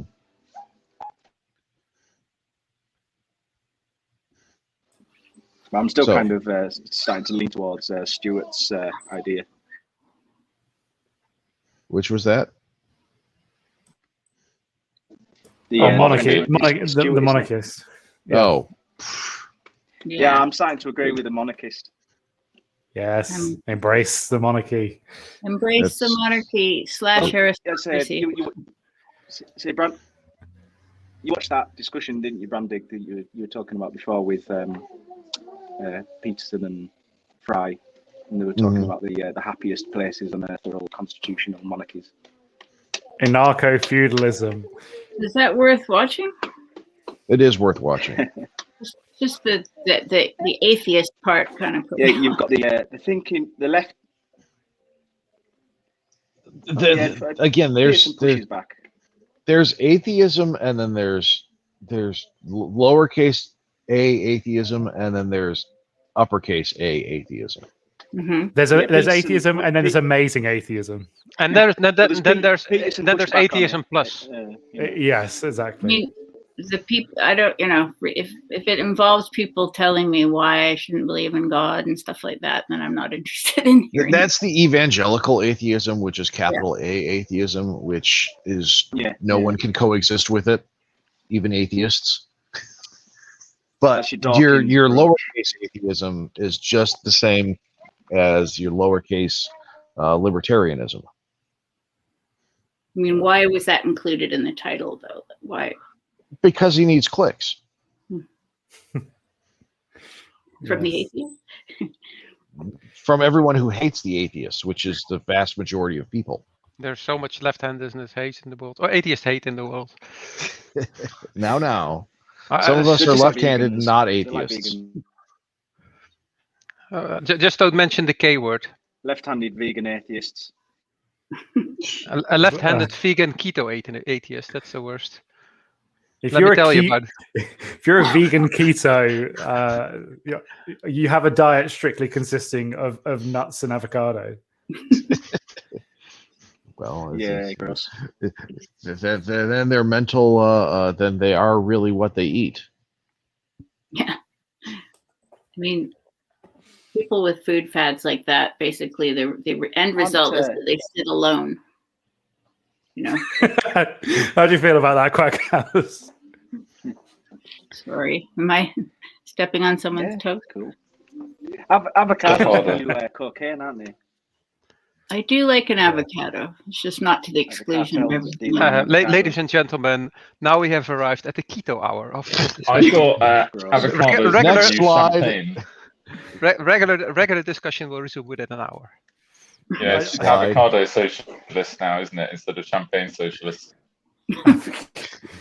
You said you liked cider sipping. Apparently, in Australia, it's impossible to buy a sandwich that doesn't have avocado in it. Mandated by law. Yeah, we can't check it right now because we can't send an agent to Australia to falsify that claim. I have it on good authority that Australia doesn't exist. So that's moving on. Man, I fought in the South African-Australian War, and those kangaroos. And we were both at war in East Asia. Yes. There are very few other characters to discuss that I've put on the next slide. So is there anything else we want to cover when it comes to the main three? Have we exhausted that? He seems to do a lot of wolf whistles. Did you notice that? He seemed to be that was just a cultural construct at the time. Woohoo! Look at it. Woo! They're like mostly miners, aren't they? They're like miners, so yeah, working men. Nowadays, everybody does dog whistles. You say they're all minors. We've already spoken about the age of consent. Now it's illegal. Calm down. Should we talk about Mike taking on not just personality with Y, but taking on Simon Chester, and what's his final one? His name's Adam escaping. Saleen. Adam Saleen. Yeah. We can. It's just more of the Deus Ex Machina that Mike really is, and the way that he can basically be whoever he needs to be to talk to whoever he needs to talk to. It's basically the max headroom of his day. Yeah. Okay. Well, I'll go on to the minor characters. I haven't put many on there because I don't think there's many that can really add to it. But Stu is probably one of the major minor that we should talk about. Major? Okay. Let's rein in the tangents. Minor. We didn't even want to talk about Catch-22 when we did it, so don't introduce it to this one. Right. Roger. You have clearance, Clarence. Roger, Victor. Yeah. Don't call me Shirley. Let's talk about Stu. He is the poet. He's the kind of like blue check mark that you'd have complaining about the authority. That's the kind of impression I got from him. Well, he's the idle rich. Yeah, he's the rich kid that doesn't like the current state of affairs, and so wants to form his own monarchy instead. He's a bit like Mike, as in that he's bored and he needs a challenge to do something. And whereas Mike is in control of Luna, Stu is used to control Earth. And we are introduced to Stu after he commits a faux pas and almost gets himself thrown out of the airlock on Luna, which allows Heinlein to go into practical law on Luna, which is a way for him to backdoor an alternative legal system in place and suggest the pros and cons of it.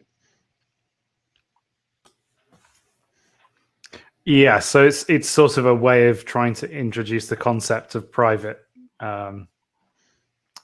judgment, which to be honest, the way it's portrayed in the book doesn't sound preferable to me, but it's at least an introduction to that idea. Well, the only way that I would suggest it would be not preferable is the question of how much money is being spent on the case, etc., and how much money is being paid to the judge by both parties. But that's something that can be addressed through insurance, etc., and so on and so forth. So there's ways to mitigate that. Stu doesn't possess them, and it would have been entirely different were Stu poor. But again, Stu coming from Earth, and the tickets to go to Luna from Earth not being inexpensive helps to serve as a filter on whether Stu could afford that kind of a defense or not. So, because I mean, it comes up that as you say, he's committed a faux pas. The group of kids want to kill him, and Stu obviously doesn't want to get killed, so they use Manny as the judge. He asked them all to pay him an equal sum on both sides to actually tell them his judgment. And the result is that he fines both parties. So he essentially takes the money for the judgment and then takes money off of them as fines from both sides. But I just feel like if I was the group of kids, I'd just chuck him out the airlock instead. Like it doesn't seem like a particularly good solution. Well, the reason they came to him in the first place was he was considered to be a judge, and his opinion is something they're willing to pay for, and they're also willing to submit to. If they wouldn't come to him if they didn't think that he had something valid to say. So if they thought he was a money-grubbing bastard who was just going to pocket them and then fine them both anyway to get more money, he wouldn't get a lot of people asking him to judge their case. If they didn't think he was going to be fair, they wouldn't have paid him. They would have gone into that with that assumption. But I don't know. Maybe it's just the way it's written or the way I read it. But they also knew him. He knew these kids. So he was going there to talk to the judge who was out anyway. Yeah. So there was a guy who was a judge, and that was his profession, and everyone respected him as being a judge. Mm-hmm. And Manny went into his office, and he wasn't there for some reason. And then these guys came into that same office looking for that judge, but that judge wasn't there. But Manny was. Now, Manny wasn't that judge, and they knew that judge, but they also knew Manny, and they knew Manny was going to be capable of judging too. As Manny said, most loonies at some point of time acted as a judge on something. So they all knew the process, and they generally had an idea of what kind of a judge they were to be expecting. So there's, again, people are not going to do stupid things just to do stupid things. There's going to be a reason for it. And if they can trust if they are under the impression that they can trust somebody and that they respect them, then putting money behind that isn't an impractical extension of that belief. People don't do stupid things because, people do stupid things because they're stupid, not just because it's like some random thing. Right. I agree. It's motivated by something, but they still carry out a lot of stupid actions. I mean, it'd be worse if people were just to trust the state to do it for them, wouldn't it? Hey, I'm not saying that either of them are good. I'm just saying the way it was shown in this, I found to be questionable. Well, in this case, the incentives are aligned properly. Well, in this particular instance, or in the concept as a whole? The concept as a whole. The judge wants to get. This goes back to Peterson's great game assertion that you want to come up with a game that everyone's willing to play and keep playing. So the judge and the defendants and the prosecutors all want to come up with a system that's mutually supporting and perpetual, that perpetuates itself. So the judge wants to render valid, sound, just decisions the prosecutor wants to get success when the party being charged is actually guilty, and the defendant wants to get a decision that is fair if they're guilty and that they're innocent if they're innocent. I disagree with that. I don't think that I think that the incentives are never going to be aligned when it comes to arbitration, because both sides are going. There's a reason an arbiter needs to be involved in the first place. And I also question this is just. I'm not completely against it, but I think there's issues where if it's a system of private law or private judge in this case or whatever, if one side doesn't want to go to the judge, what is the recourse? The recourse is to go to another judge. Yeah, but no. What I'm saying is, if the side that would be the defendant doesn't want to go to the judge, if they just say, "Well, I'm just going to completely ignore whatever issue, whatever gripe they have with them," there's no one. I don't want. Yeah, so that would be the argument. Would be if you have the monopoly on force, that you could actually, bring them in to be judged, regardless of whether or not they want that or not. But how would you do that in that situation? Is you would completely exclude them from all association with society until they accepted a judge. But you wouldn't sell them food. Do that. You wouldn't sell them water. You wouldn't sell them air. You'd physically kick them out of wherever they were living, because unless it was their place. But that's only if you can motivate other people to do that. Exactly. Well, this entire system requires that. All systems require that. I'm not sure. There is a kind of system of shunning in this, isn't there? They sort of talk about how if people don't conform to certain rules in society, they're just not going to survive very long. Yeah, no, I think that could be an example. If they refuse to do it, then if they refuse to go to a judge completely, then next time they're out drilling for ice, maybe their suit malfunctions.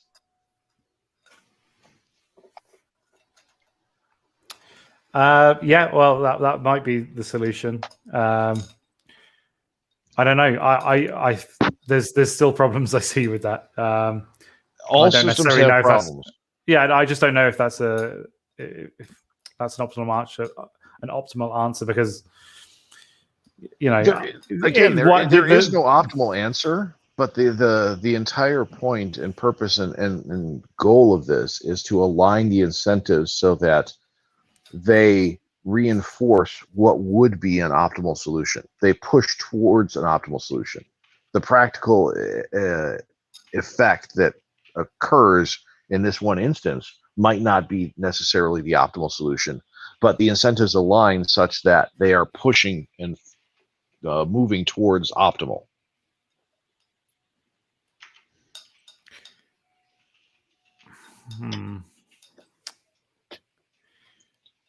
Who sets the incentives if there's no ultimate authority?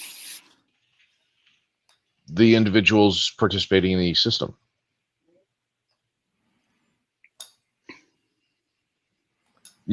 All governments require tacit consent of the governed. So the important point is to convince the governed that their consent should be withdrawn for things that are not incentivizing a particular goal, and that consent should be granted to things that are. And that's the push-pull society's operated under for the last 10,000 years.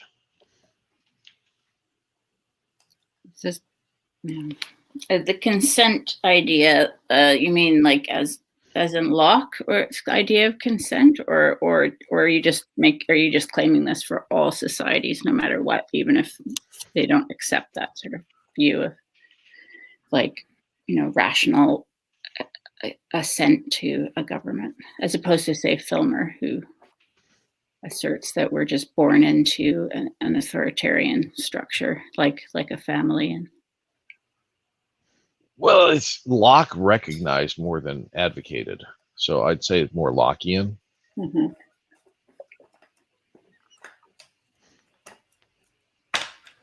But I mean, fundamentally, from the perspective of Filmer, he's absolutely right. We are born into an authoritarian situation, and fundamentally, all situations are ultimately authoritarian. It's just a question of whether you consent to the authority or you fight the authority. Well, I mean, kings are overthrown. True, it does happen, right? But as I said previously, the individual and the rational anarchist says, I will choose to follow this law or I won't choose to follow this law. I will choose to act or I will choose to refrain from acting. And when I choose to refrain from acting, the why of me choosing to refrain from acting isn't necessarily terribly relevant. Just the fact that I choose not to act. So that the individual is the ultimate governor on their own activities. So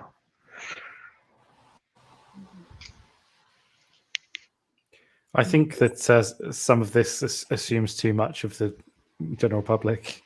I don't know if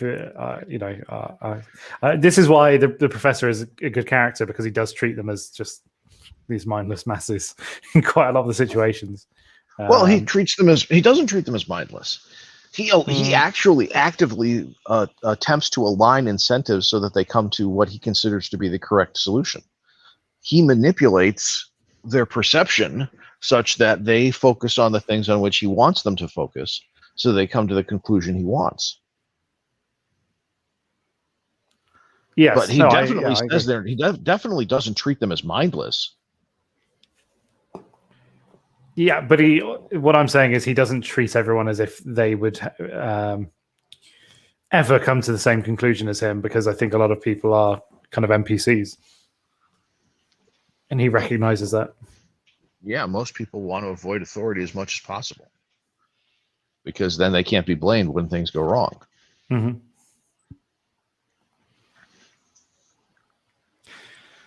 Well, should we go on to Hazel?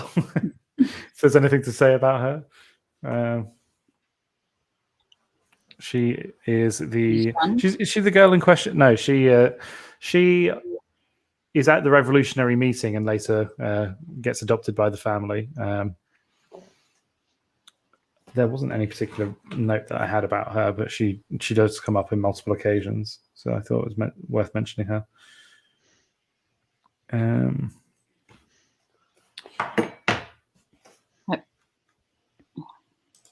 I was taken aback by the nickname of the next character when it went. Is that your wife?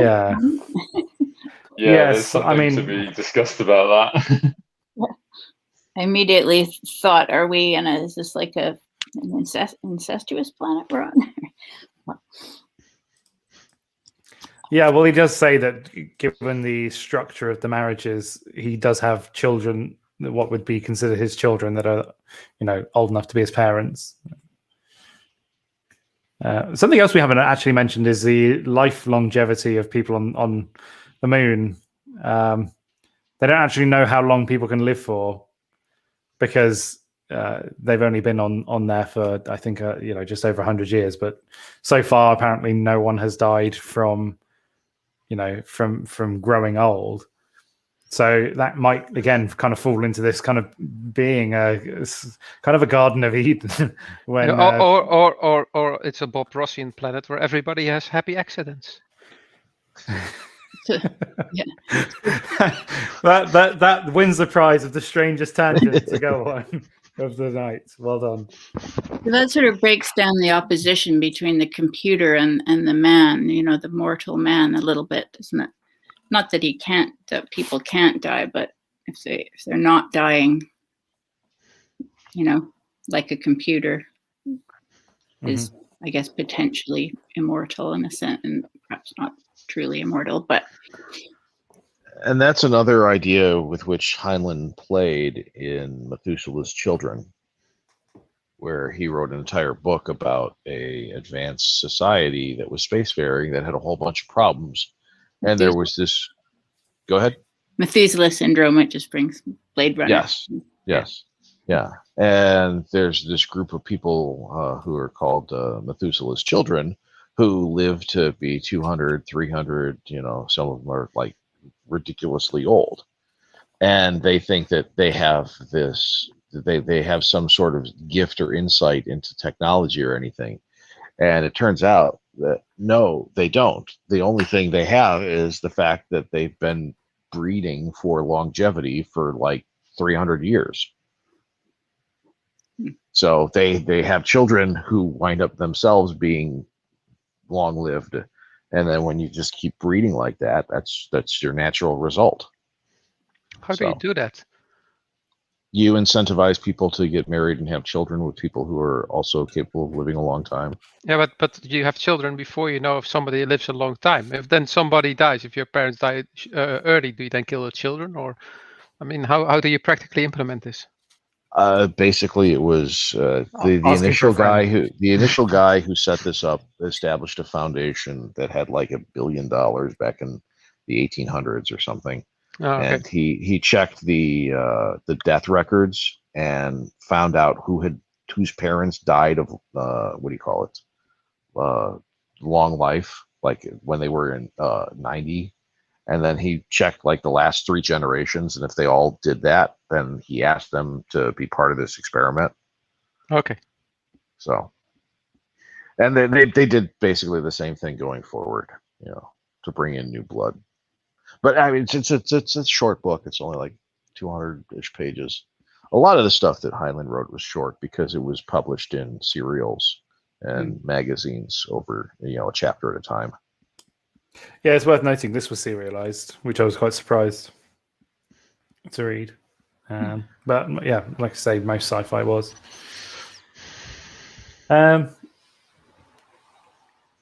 Anything to say on Shorty, who is the guy that gets his leg blown off during the revolutionary discussion? Aptly named. Did he get this nickname before or after losing his leg? Now. Actually, he did get the name before he was shot. Do we have anything else to mention? The only other slide I've got is the critical reception, but again, on that one, there's because it's not Starship Troopers really. Not a great deal has been said about it, but from as I said before, from what I see. In the Heinlein community, it really is recognized as being up there as one of the 3 top best. Relax. Paul Verhoeven is still alive, and he still can make a movie with Arnold Schwarzenegger playing Manny, who has 2 guns and shoots everybody, like 2 laser guns. Well, he wouldn't even need 2 guns. One of his arms would be a gun. Yeah, and then he only would need... I only need the first chapter because that's the only thing that Verhoeven reads of Heinlein, and then he gets bored. So it would be awesome. I just want to mention one thing, which is slot machines. That's all.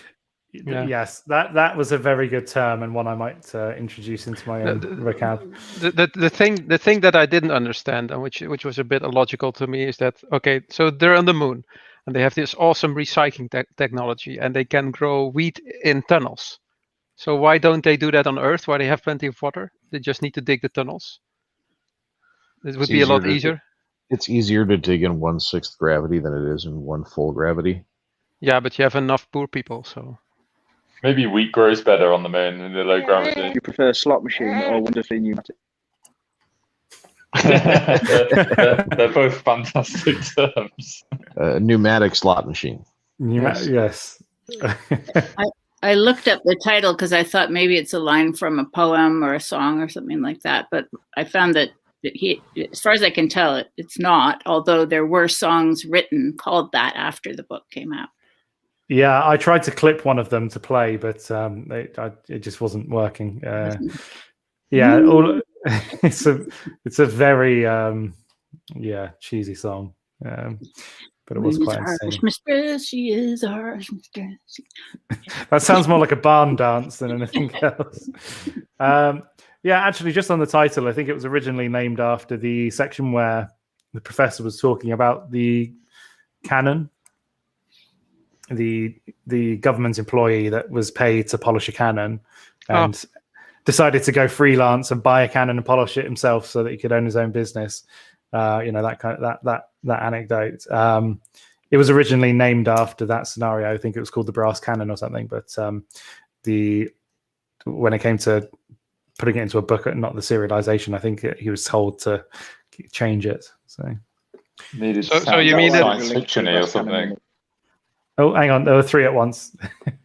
Quackhouse, what was that? I'd say, is that why there's the brass cannon in it in the story? Yes, yeah. So he kind of that was a nod to that. Who else spoke then? Chap. I was just saying they clearly decided it needed to sound more science fiction-y.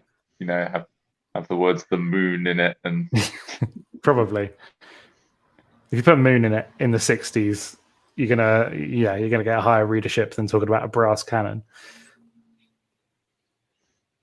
So the professor basically became a freelance dictator. So you don't like our Earth government? Make one of your own. Yeah, sure, I will.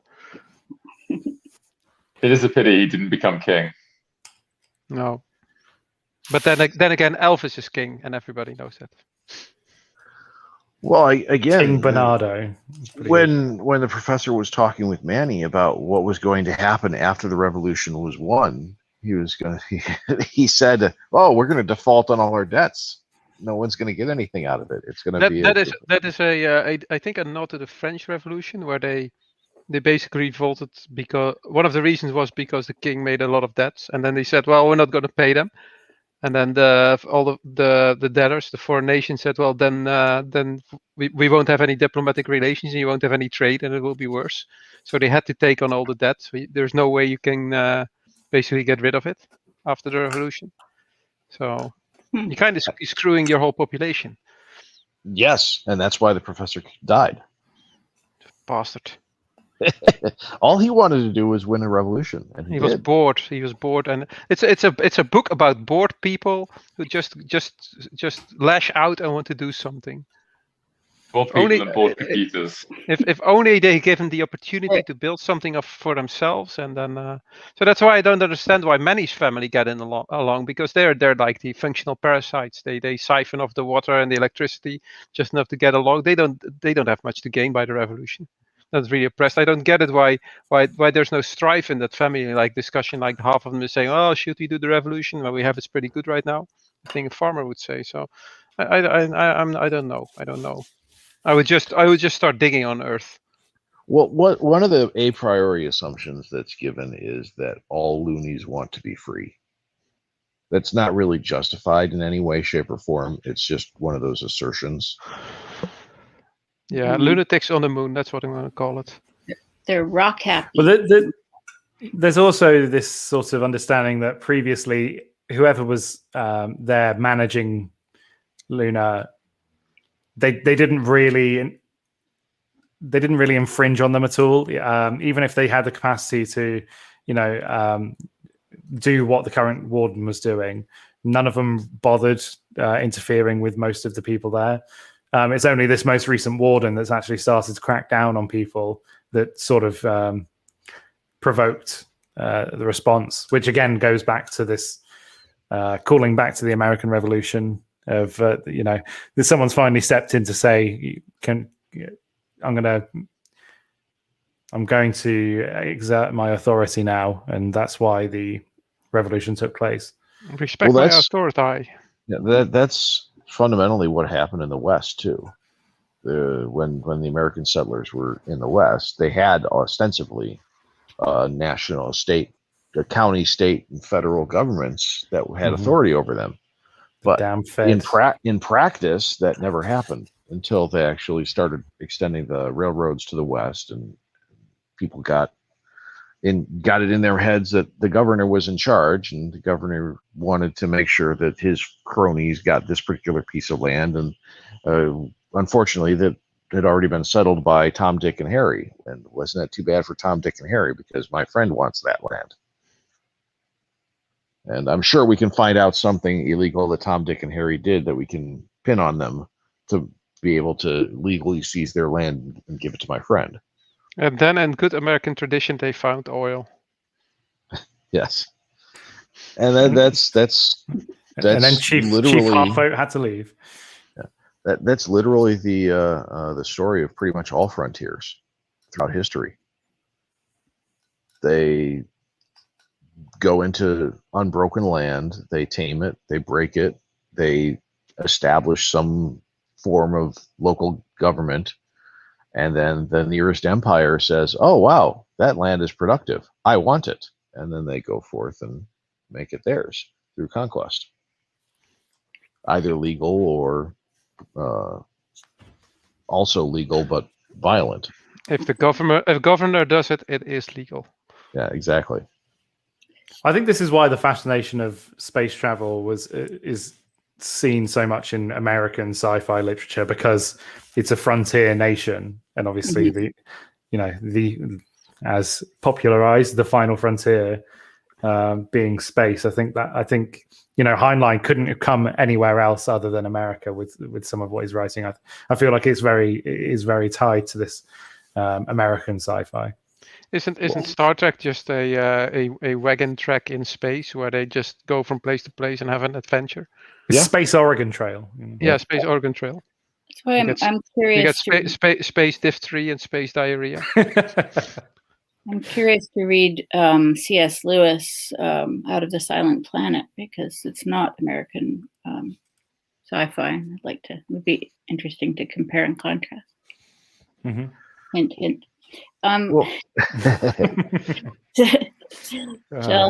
Amazon, here we come, I suppose. Well, the question becomes, what are we going to see in the next 100 years? Is there going to be a frontier, or are we going to have claimed all that we've surveyed and we look upon it in despair and weep?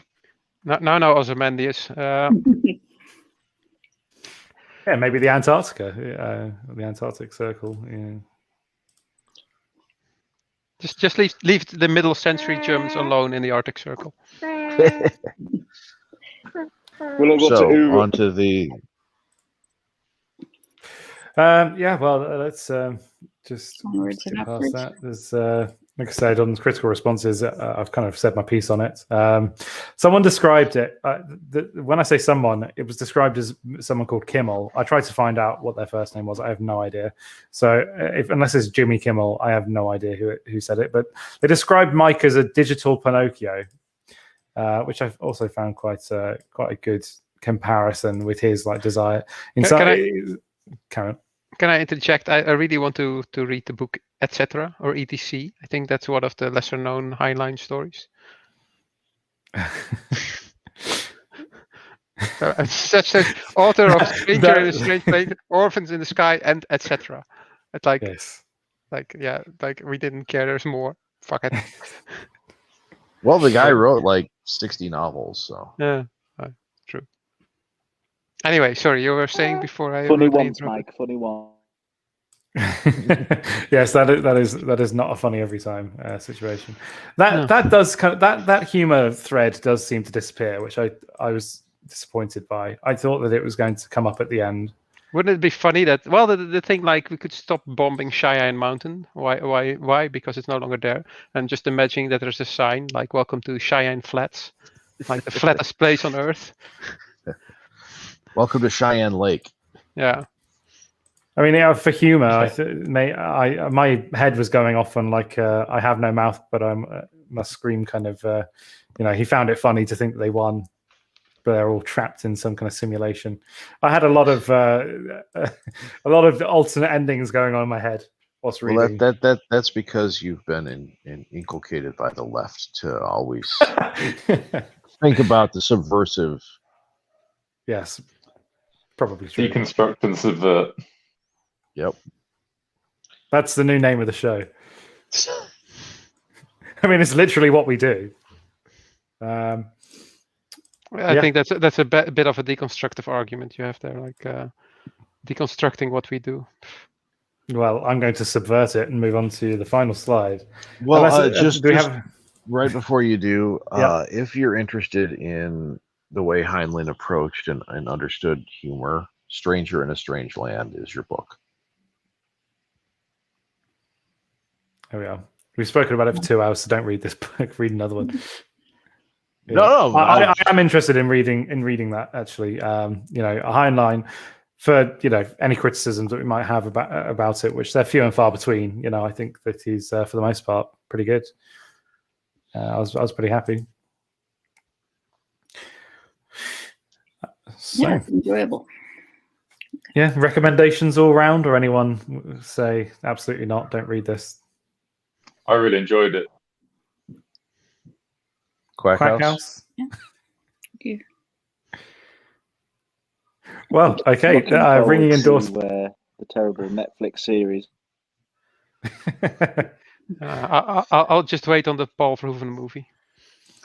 I strongly recommend the book. It's one of Heinlein's 3 top books, and I think they should all be read at some point. They're not terribly difficult to get through. They're well written. They're easy to understand, and relatively short. So, do you think that Verhoeven would also misinterpret them as being Nazis or something else? Yes. Oh yeah, without a doubt. It would be a fascist movement. It would be the beer hall putsch that they're carrying out. No. It would be the Kranzi October. It would be the Red Revolution. Yeah, all that. They'd go the complete opposite direction, and it would be Earth. Earth would be mega, mega fascist. And basically, Mike would be Skynet, and there would be robots with lasers from the moon, and then they would walk, and then which is just be we're giving him ideas now. Wait, I'll go over and call him. No, that's if Cameron wrote it. Oh, I see a crossover. Directed by Verhoeven, produced by James Cameron. Cinematography by Michael Bay. Special effects by ILM. So, speaking of terrible film adaptations, the next book that we're going to be covering is Gulliver's Travels. Bit of a out of the blue, especially compared to some of the recent stuff we looked at. But I thought we need something a bit more lighthearted. And I'm interested to see what people think of the comedy in it. I'm really worried about that statement, because when you say something, it's going to be X, then it usually proves to be the exact opposite. Okay, well, this is awful. There we are. Okay, good. I agree. At last. It's a very interesting. Finally. Very interesting and very influential book. Yeah, can't beat a good children's novel, such as Iron Heel and Gulliver's Travel. Yeah. Lord of the Flies. Yeah, exactly. Right. Let's wrap up in what might be the most obscure episode we've ever done, with some of the tangents that are formed. Final thoughts, anyone, or should we just wrap up?